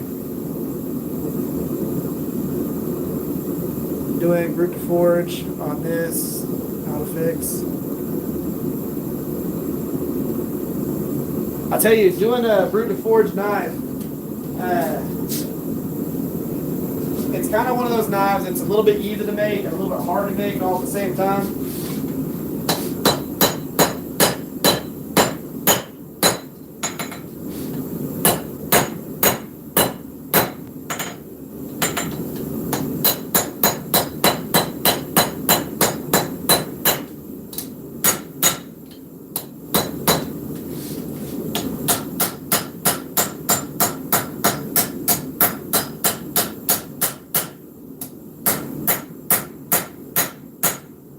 Of course, when it comes to brute to forge, so now we got a nice swell to it. Now, of course, things will change as we start pulling this down. But when it comes to brute to forge, it's easy to make a knife that you could just stock removal the heck out of it. So you get it roughly to shape, and then you put it on a surface grinder, and you square everything up. And then you grind in your bevels, call it done. When you're trying to do a brute to forge, you're trying to intentionally keep some of the forging in there. And if you're trying to do it to the point that I do it, to where I want to barely remove any material off the bevels, you got to get things really square with hammer and anvil. You can't just skip things and grind it out later. But you are not having to do as much finish work. So it's kind of like a give and take. What's up?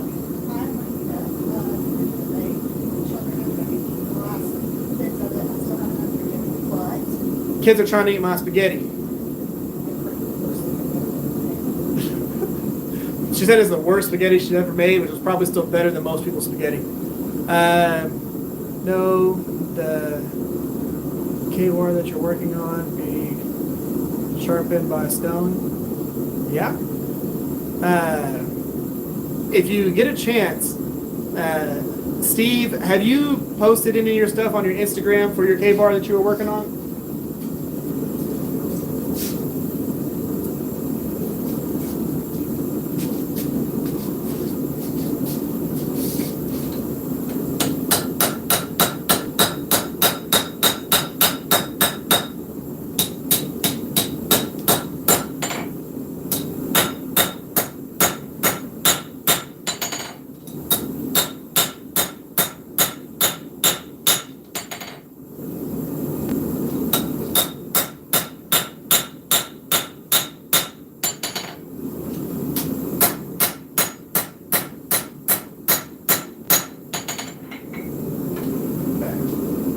So on the next step, we're going to go ahead, forge that down into its little point.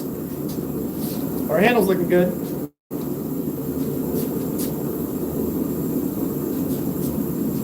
And then I'll go ahead and start working on finishing the blade. So we're going to flatten it, move the spine exactly where we want it, get all that stuff in line.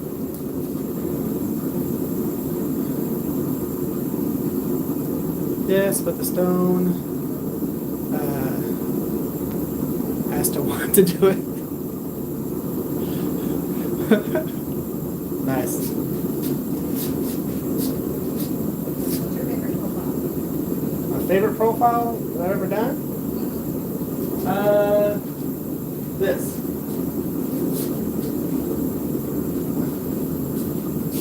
My wife asked what my favorite profile that I've ever done. It's the Quran buoy. This right here. This is my favorite knife that I've ever designed.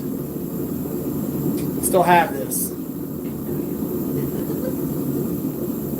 That right there is like one of the most ergonomic knives that I've ever made.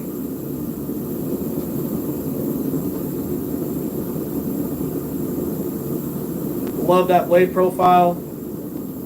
But yeah, that's easily my favorite knife that I've ever designed and made is the old Quran buoy.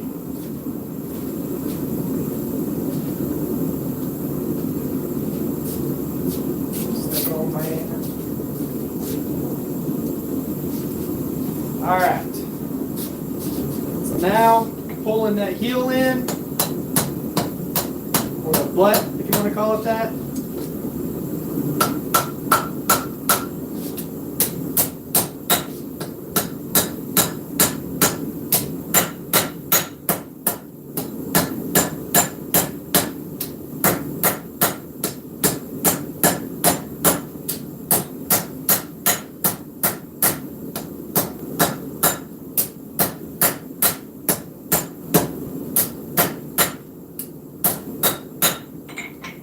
Slowly work it in. We're round now, but it'll slowly get to where it needs to be.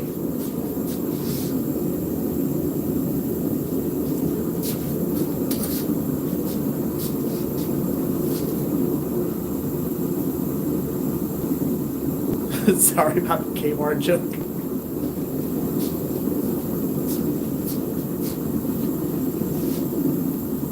What's funny about this particular profile that I'm working on right now, if I was to just leave it be how it is, it would make a decent like clip point, kind of like a recurve clip point knife, little buoy.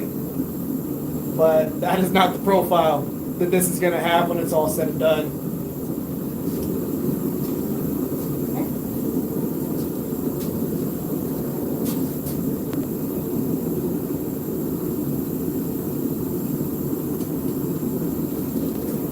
All right.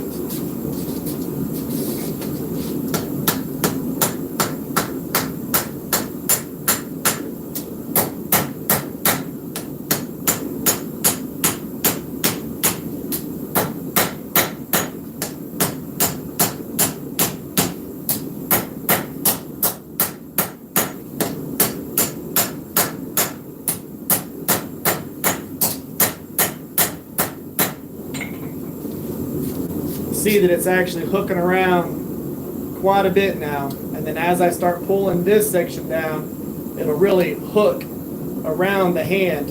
And this right here is going to end up being even with almost the heel of the actual blade there when it's all said and done.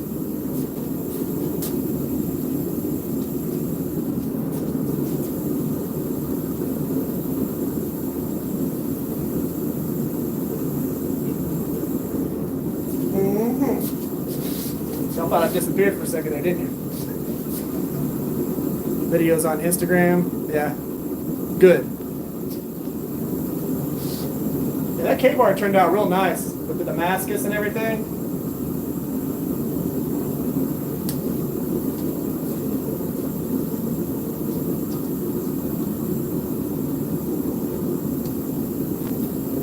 Let's see here. Okay, let me go ahead.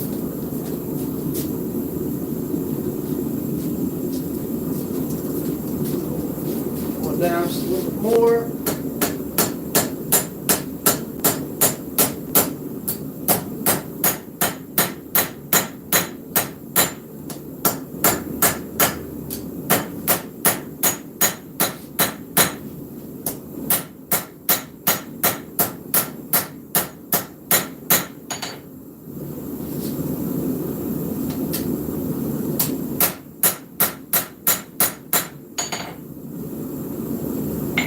Now what'll end up happening is I'll be able to grind in that just a little bit and we'll be good there. We got that hook where we want it to be.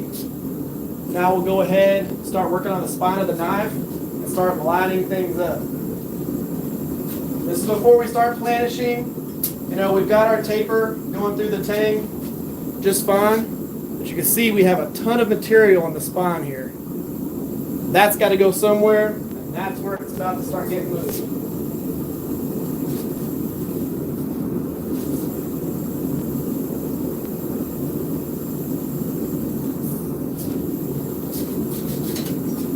All right. So we'll let that heat back up.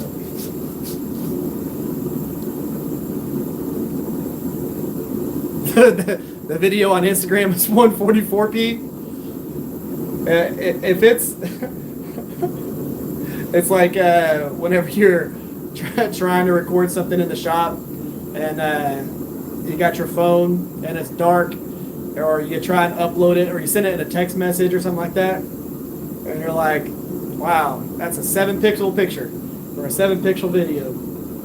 But it's you would think that with the current technology that you could upload anything in like 4K.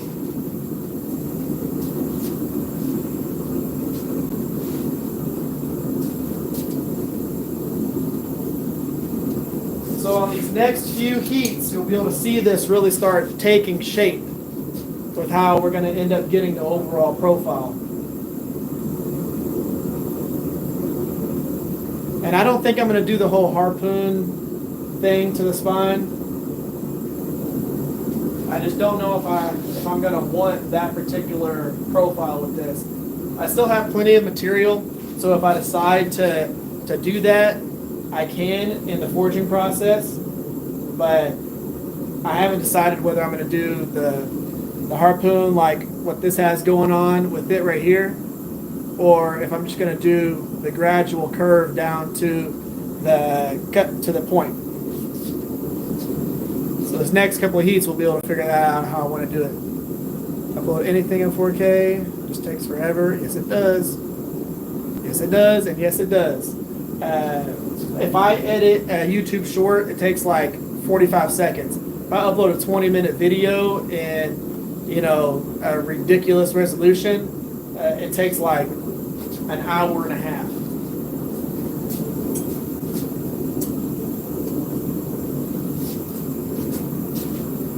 All right. Let's start moving the spine. So you can see what it looks like now.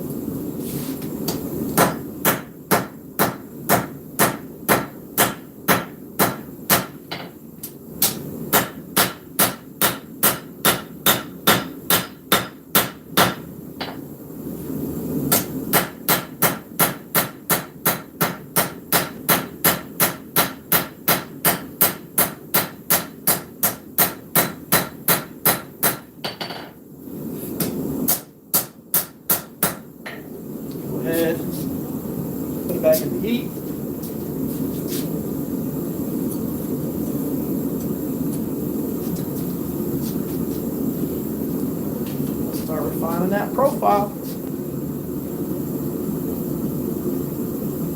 See, whenever I'm like, I'll tell you, whenever I switched to doing knife making full time, it became, I had to make a decision. It was either work on videos or work on knives and do that. And I figured for the month of December that I would just focus on knives and then do live streams here and there, because I needed to get my website up and going exactly how I needed it to be, and then also make sure that I had product for Blade Show Texas. So I really focused on it, but we're going to have a lot of content coming out for all of 2024. It's going to be a lot. And I'm not just doing, I'm going to be doing mostly knife making, but I'm actually going to be making a go-kart during 2024. So I'm going to be designing and doing the whole frame, doing all that stuff all myself, and doing a couple other things. But I'm just showing y'all quite a bit of stuff.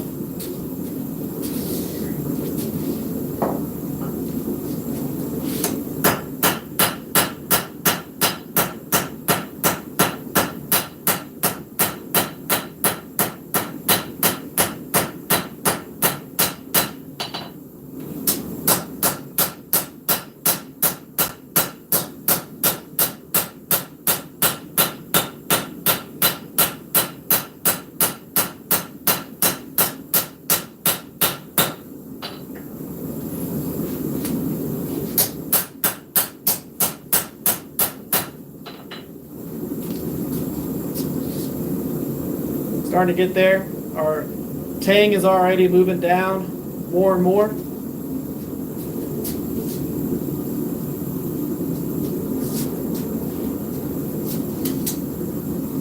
So we're going to start flattening out the bevels, and then we'll go ahead, work on that profile just a little bit, and then we'll go ahead and move our tang right down to where we want.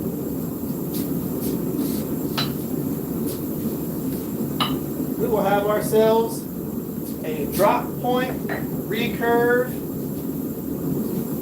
more of a camp knife size than it is an EDC. I mean, I guess you could carry around a knife this big if you wanted to, but you're going to have a big old knife on here.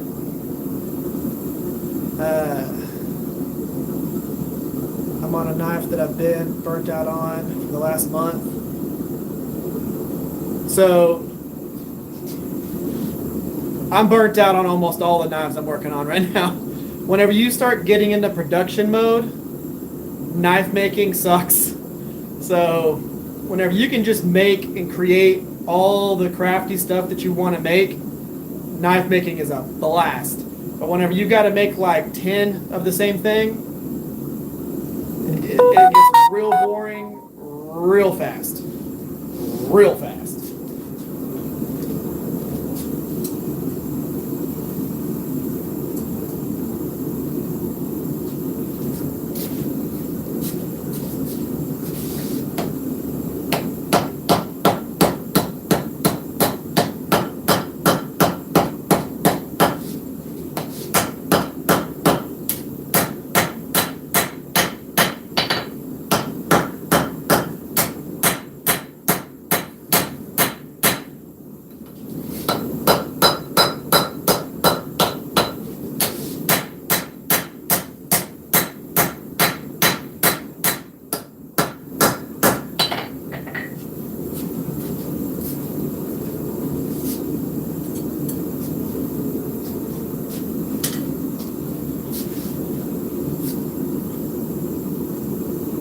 Try that for the Viking challenge, viewer challenge. I really feel like you should actually join that, Elijah. That you should do the YouTube Knife Maker challenge with us. I think that you would do good with the Viking challenge. Of course, you'd have done good with a lot of different challenges that we do, with the different types of pattern wheel to steel things that you do, the old ball bearing. All the things. Joe Gross, your channel was the first. I came by. We wanted to learn about knife making. Very helpful. Explained great. Awesome. You should also check out Fire Creek. He has a lot of educational videos on there. But thank you for that.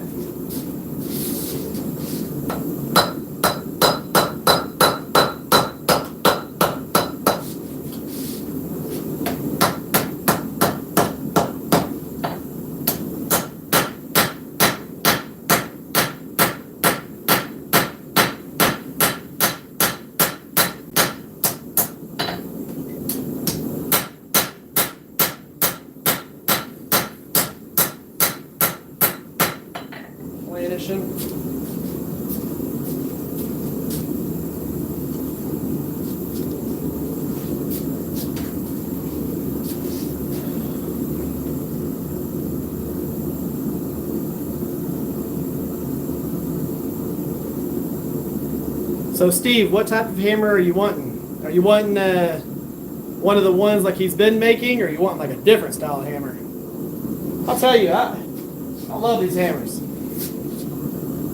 Again, I'll tell you, one of the reasons why I like this hammer versus some of the other ones, like, I really do like this rounding hammer. That was my first rounding hammer I ever did. The size of the face on this hammer, I love. It makes it a very useful hammer. And the size of the rounding side, like, it just puts in a lot of work. It makes planishing, it makes doing a lot of different things really easy. So I really like these.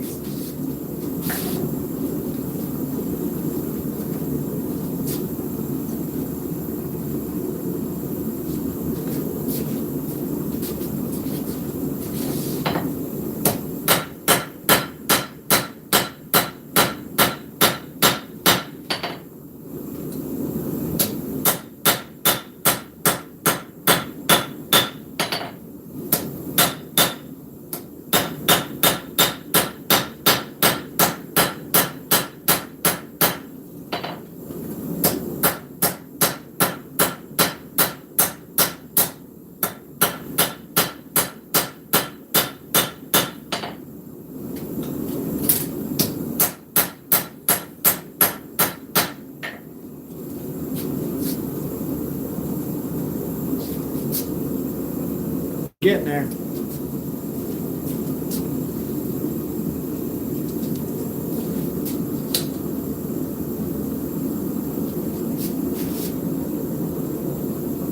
What I want to do is definitely get to where we have a little bit more of an arc to the spine. So on the next heat, we're going to work on the blade profile a little bit more, and then we're going to start pulling that handle down and then seeing how much arc we have to the actual spine at that point. Of course, I could easily go through and just stock removal the profile of that spine if I want to. It's not going to be that big of a deal. I'm going to have enough material for it, but if I can forge it, I just want to forge it.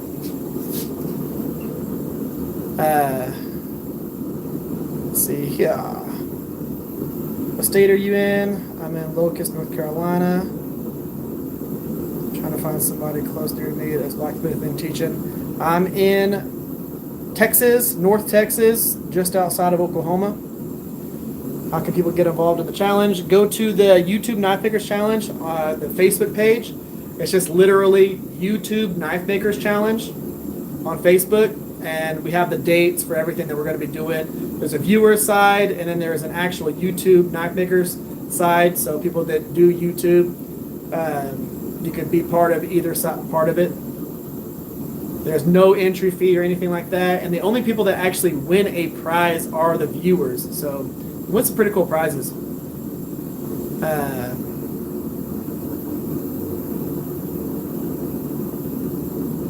Yes, I can spell. I was using speech to text and tablet.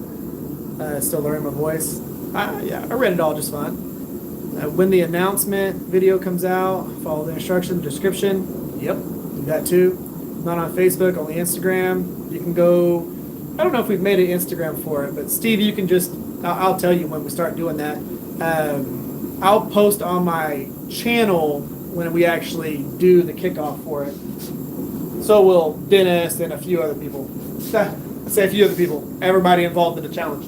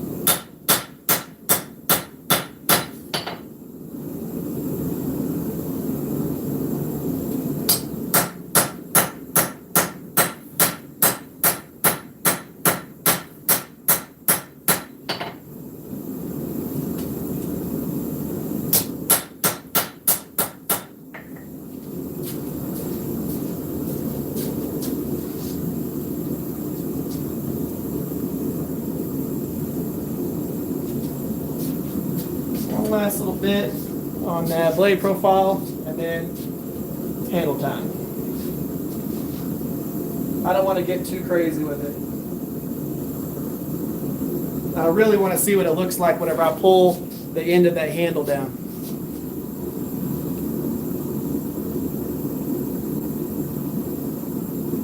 And if you're not part of the if you don't do Facebook or anything like that, a lot of us will be posting on Instagram and YouTube whenever it actually goes live. But I think we'll be starting the announcement process in the middle to end of January.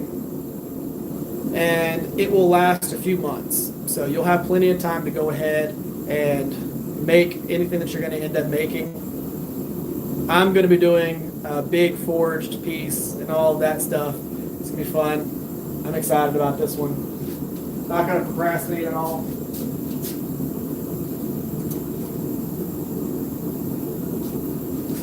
I am 100% ready for this one.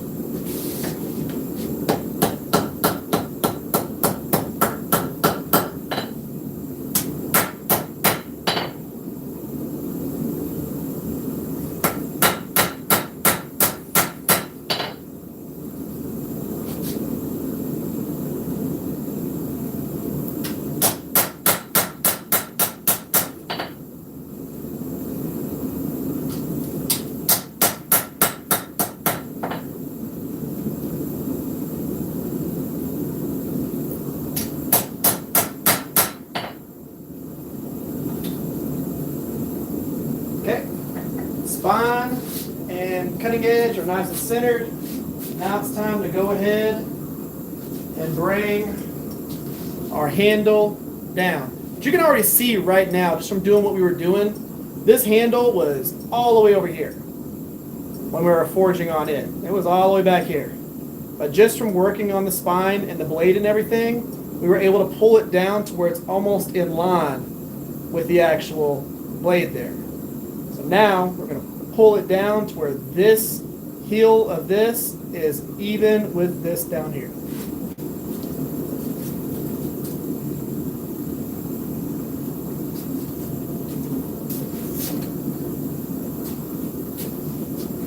And I'm going to show you how to do that.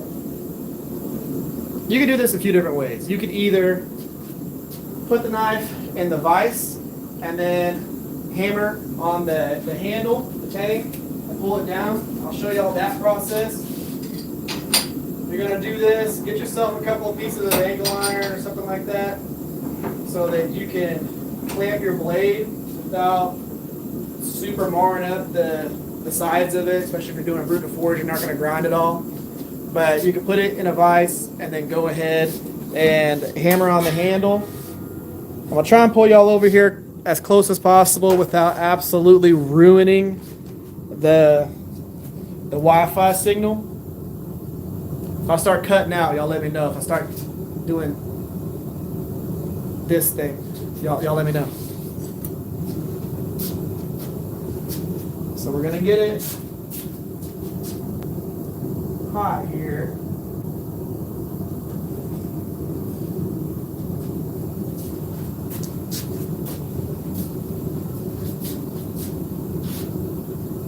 let's see. I'm going to tilt this just a little bit. Not tilt it, but turn it a little bit.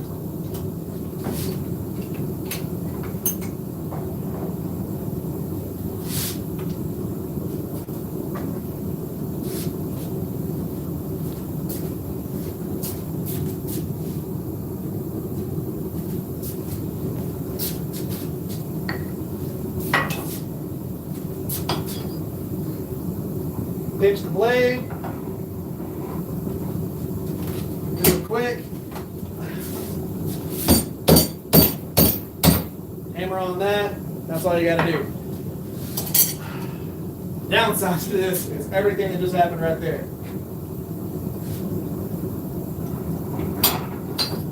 But I'm gonna show you the way that I do it.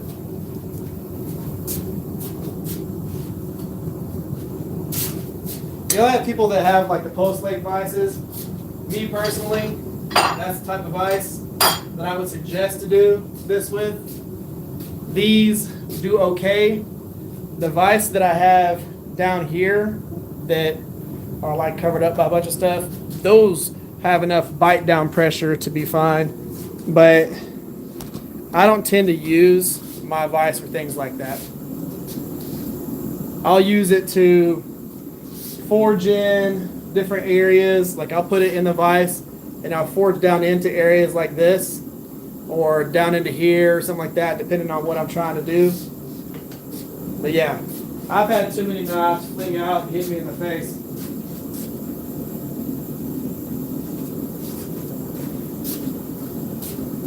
Take a knife, put our anvil on the little step.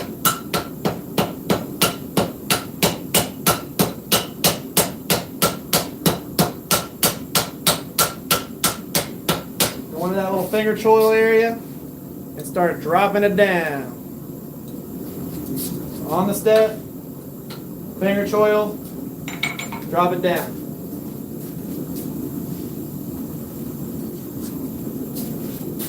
Probably one of the easiest ways to do it. You could also do a hardy tool so that you can put the spine of the knife on the actual anvil here and do it, but bringing it down here, coming in there, hammering down in that section is about the easiest way to do this.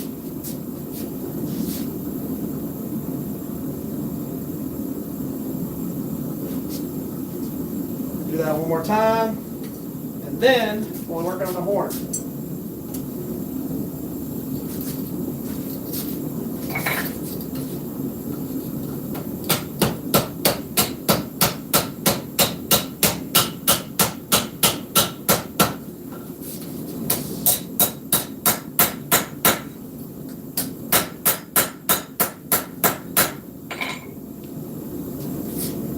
Started pulling it down, just like we were shooting for.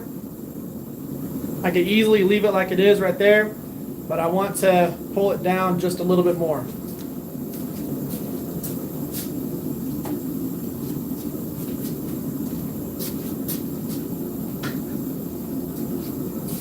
What I might do, let's switch over.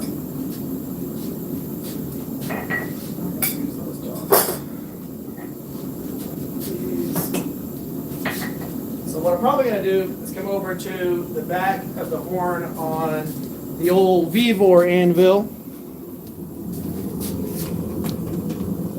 Let's see if I can get y'all into view on here.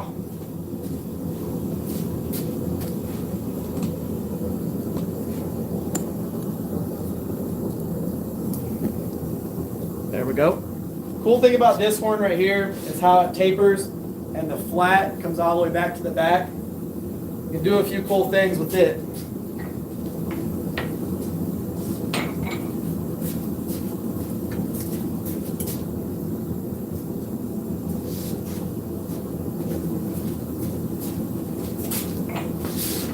Hang this off all the way back here to the far back.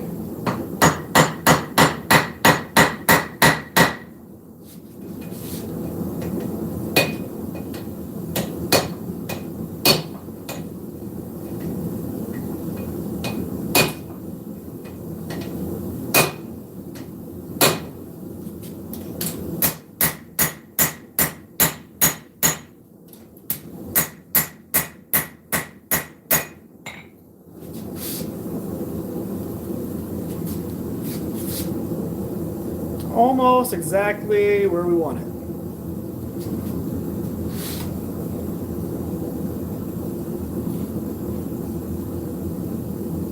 Good there.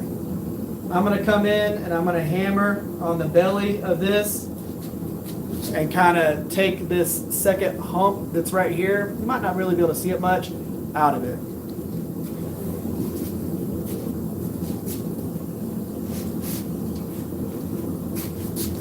That way we have less work to do on the 2x72.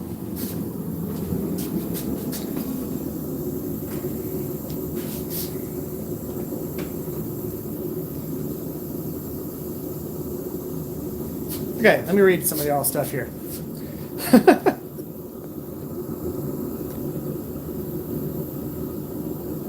Challenges are a lot of fun as a viewer. I've done 2. For this one, I'm doing a bearded Pulaski out of A2 with an 8-inch. That's going to be cool. I'm doing a Semi for the Viking Challenge. That'll be really cool. Doing Fossil Short Sword for a Semi knife, hopefully. Semi's a pain in the butt, just pre-warning you. Looney Tune themes.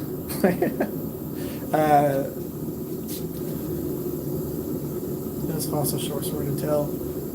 So, Fossil Damascus, where you take a whole bunch of pieces of Damascus and you put it into a canister, forge it out. Typically, that's what you're going to see whenever you see a Fossil Damascus.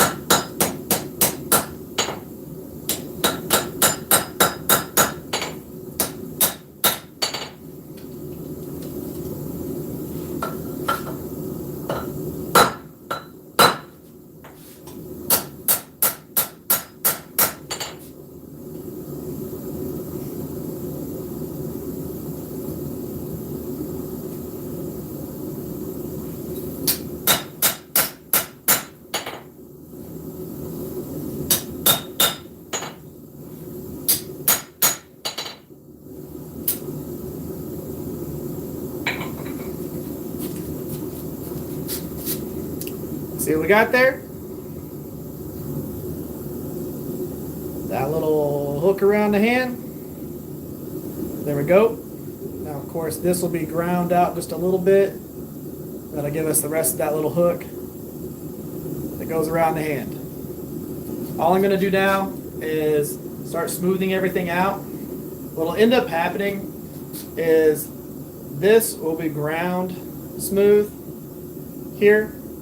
I could probably go through if I wanted to and take this little dip out, but it doesn't really matter. I'm going to end up grinding that out there. Right now, we need to planish. So what I'm going to do is we'll go ahead and we'll planish the handle, get that nice and smooth, and then we'll planish the blade and get that to where we want it, and we'll call it done.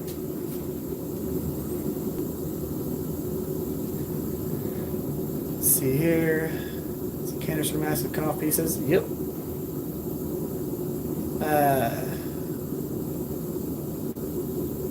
Thought it was going to look like it's been sitting in a riverbed for over 1,000 years. Some of my pieces will look like that. I'm using some wrought iron with some deep etching and stuff like that. It'll look pretty cool. Easiest metals to make a Damascus knife. Like, what are them? 1084, 1520. Yep. Lots of Viking swords, put some hours in the situation so it fits. Yeah. So I'm doing a through tang with a guard, a pommel, the whole shebang, and it's going to be I wouldn't call it a sword, but it's going to be a sword.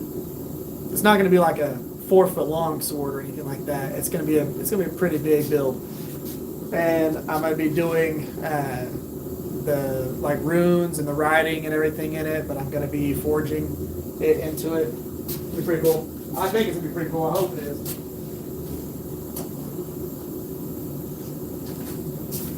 And planishing time. A little old planishing hammer.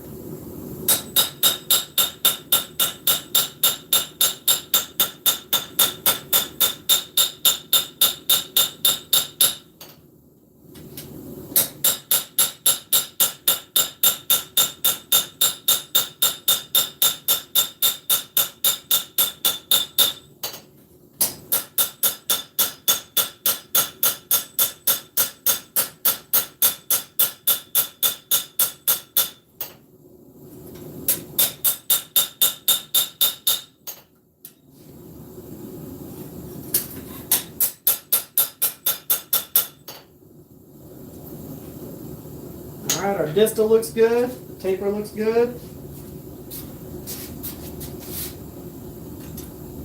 Go ahead and start planishing that blade.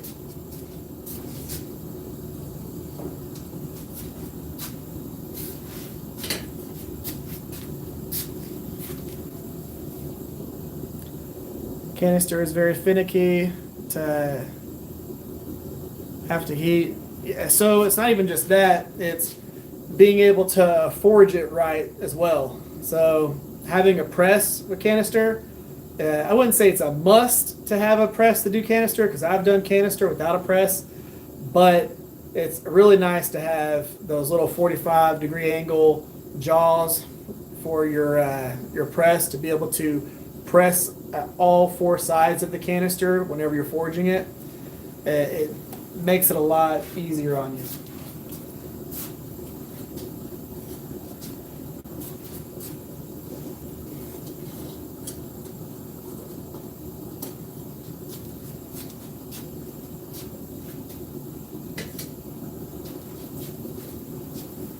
I think this is going to look really good when it's all said and done.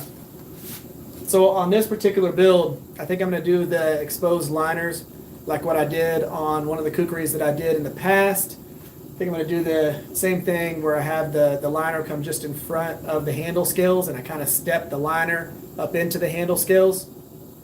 I think that'll look pretty good on this. I think the overall profile, once I clean it up and do all my stuff to it, it's going to look pretty cool.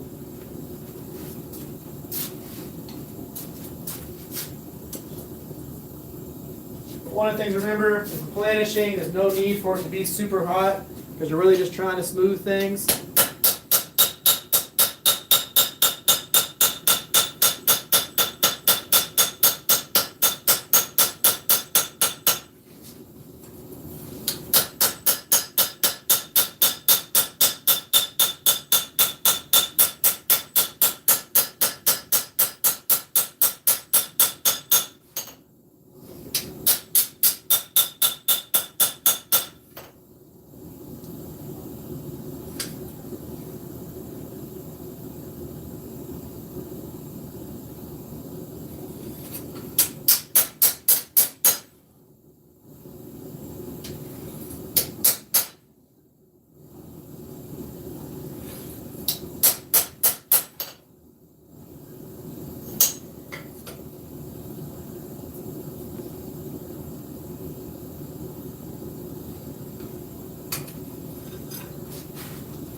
Blade is nice and straight.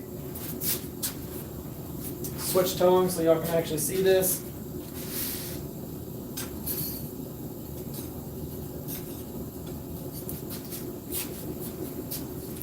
So there is our profile. Moving on to the easier thing. So there. So we've got our heel was able to come back. We were able to bring the butt of the knife down and make it to where I can end up grinding in that hook that's right there.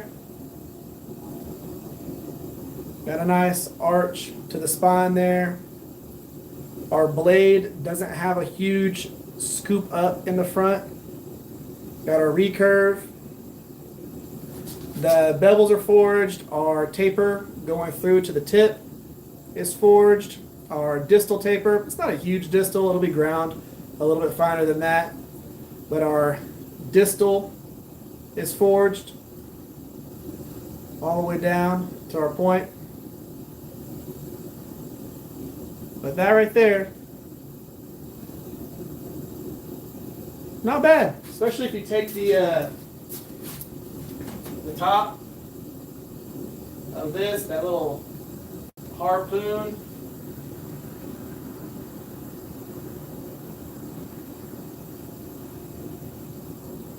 piece off of there.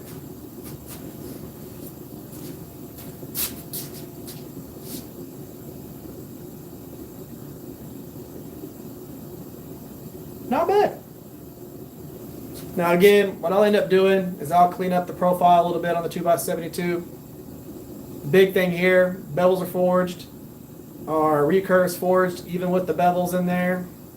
We were able to bring our heel down, create that nice finger choil area,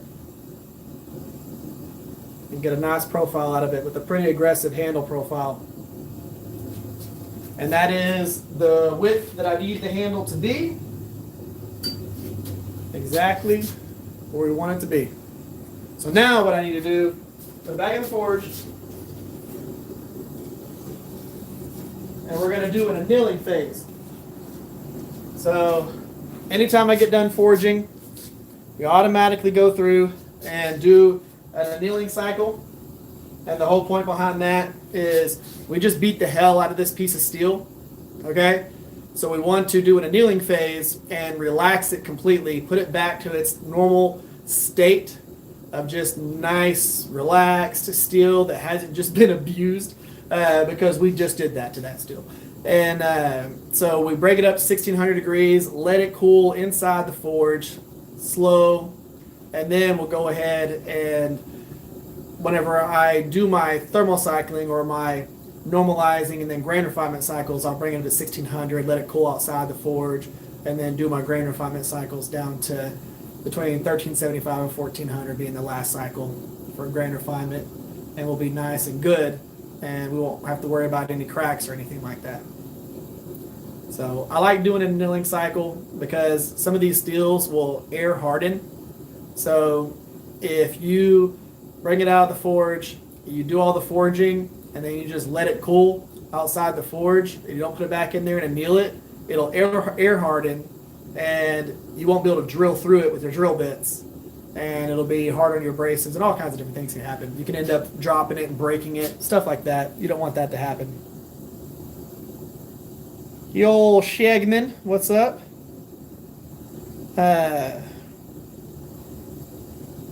Can I hammer those metals together? Probably could.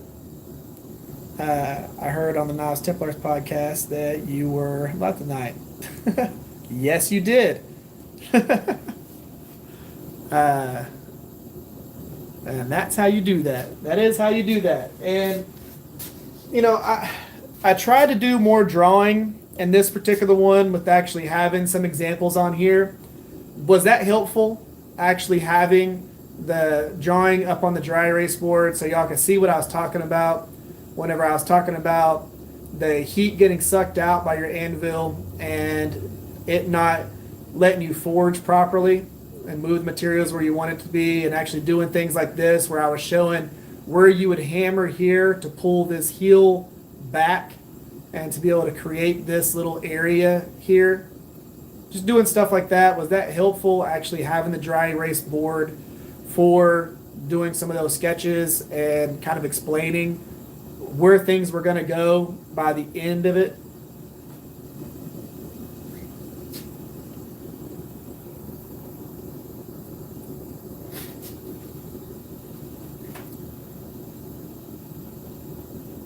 You can barely see the temptation. I know. It's one of those things that I wish that I could have this thing turned this way. But again, it's annoying because watch, this is what happens whenever I turn it sideways. Yep.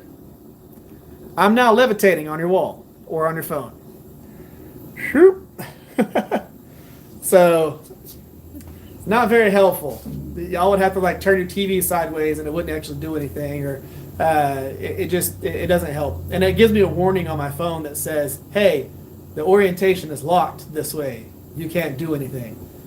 And what I might do is I might bring the dry erase board a little bit closer. It's like as soon as I start getting closer to this side of my shop here, I start losing Wi-Fi, and the screen starts getting super glitchy and stuff like that, and it's just a pain in the butt. Okay, let's block off this forge, turn it off. That steel is brought up to temp. We're going to let that cool.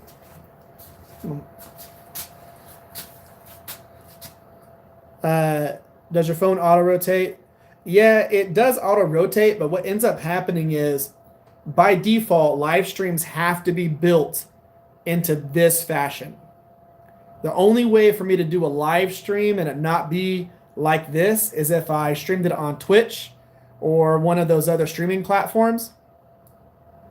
Then I could live stream it in the other format. Or if I am doing a YouTube live and using my camera or a camera setup, you can go live and do that like some of the podcasters. But there's a lot of stuff that goes into play in order to make that work. So if you're doing a live stream like this where I'm using my phone as opposed to a camera, it is locked into this thing so that people can watch it on their phone. Like it's formatted for this.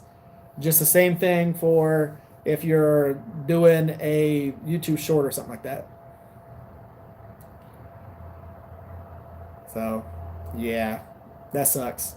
Because I just turned y'all sideways and it did nothing for y'all. Again, this is y'all sideways. It says orientation is locked. Rotate device back. And that's a YouTube thing. That's not my phone because my phone's already set to be able to do all that stuff. So we were able to get. I wasn't. Just so y'all know, I wasn't aiming to forge this exact knife. This was just me drawing something to give you an idea of where I was going to move things. We got pretty similar to this profile right here, but this isn't the actual profile that I was going for. I was just forging a knife that had a drop point, a recurve, cool profiled handle. This was just me trying to give you an idea of where to go, and we were able to get really close to that right there without even actually trying to do that. And a lot of that is using the hammers. And I only used, 3 different hammers, a couple of sets of tongs. You don't really need a whole bunch of stuff to do this. What if you start the stream and the orientation the other way? Yeah, it just tells me at the beginning, hey, your orientation's supposed to be this way. Rotate your phone back or rotate the camera back into that position. Yes, you could forge 1084, 15, and 20 together, preferably as the 15 and 20 as your edge material, slightly harder than 1084. 15 and 20 does get harder than 1084. 15 and 20 makes a really good chef knife. There's a lot of people that don't make 15 and 20 knives, but I've done 15 and 20 chef knives. You can get a pretty fine edge, and it will have really good edge retention. 15 and 20 is a really underutilized material for blades by itself. You know, it's a great steel. And 15 and 20, I've used that for my edge steel on sandmai builds and gomais and kumais. But if you're going to do a Damascus, a lot of the times the 15 and 20 and the 1084 is they're going to cross over the edge quite a bit. So if you're doing like a random pattern or something like that and you're trying to get a lot of figure to it or a lot of activity in it, you're going to have 15 and 20 and 1084 cross over the edge a whole lot as you get down to the end of it, especially if you're doing like a raindrop or you're doing like a lot of the different styles that you can do it. You're going to have, show y'all.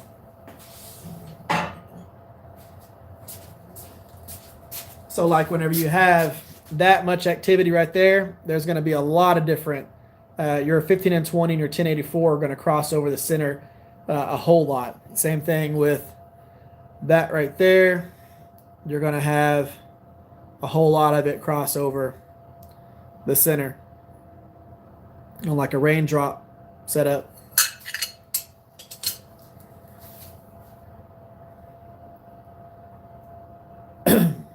Yeah, and that is why you.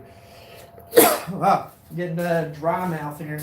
That is why you sharpen. Of course, after etching, you want to do that anyways. Because if you etched after you sharpened, you would just etch away that whole entire sharpened edge.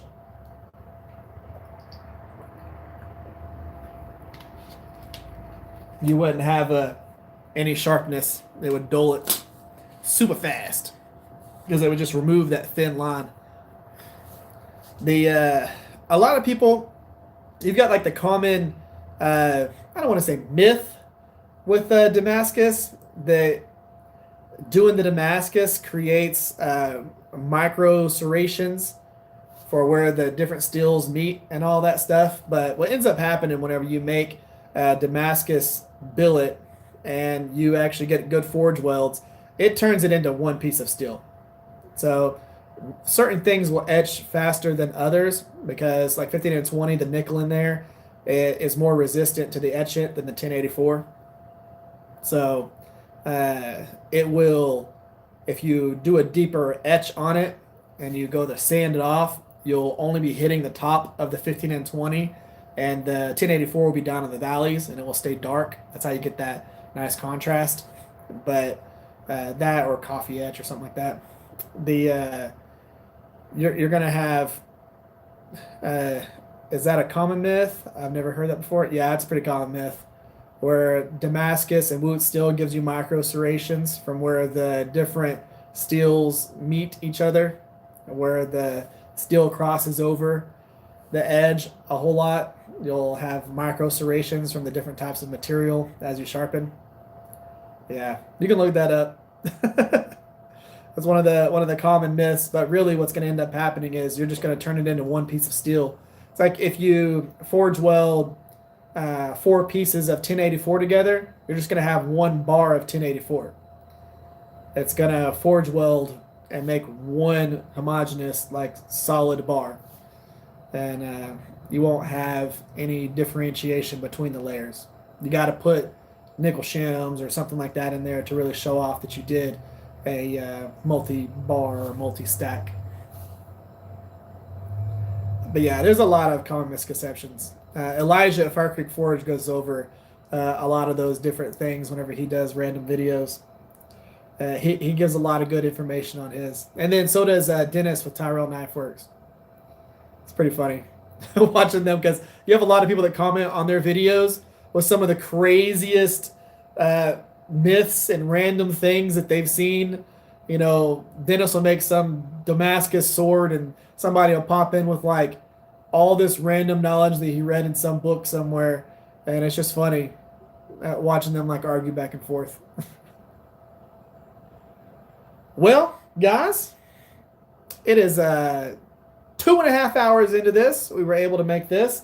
The cool thing is, if I wanted to make this knife again, it would probably only take me about 45 minutes to an hour to forge it, because once you forge the knife and you know what process of operations that you're going to do, making another one, it makes them a lot faster to make. Going off Rockwell hardness charts for steel types. Yep.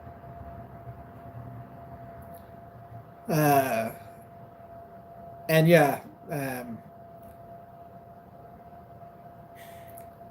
the wrought rail hardness for steel types, that is going to be the thing that you're going to go off of with a lot of things that you do. But yeah, 15 and 20 can get harder and stay sharper longer than 1084. I really like 15 and 20. I've made a lot of stuff with it. But guys, that is going to be the end of this video. Remember, I've got profiles on the website, so if y'all want to go scoop them up, you can. So there's 4 different profiles on there. If you wanted to make some of these knives, I've got some profiles that are kind of like this one and a few other ones. Go check them out. TheRiversExperience.com.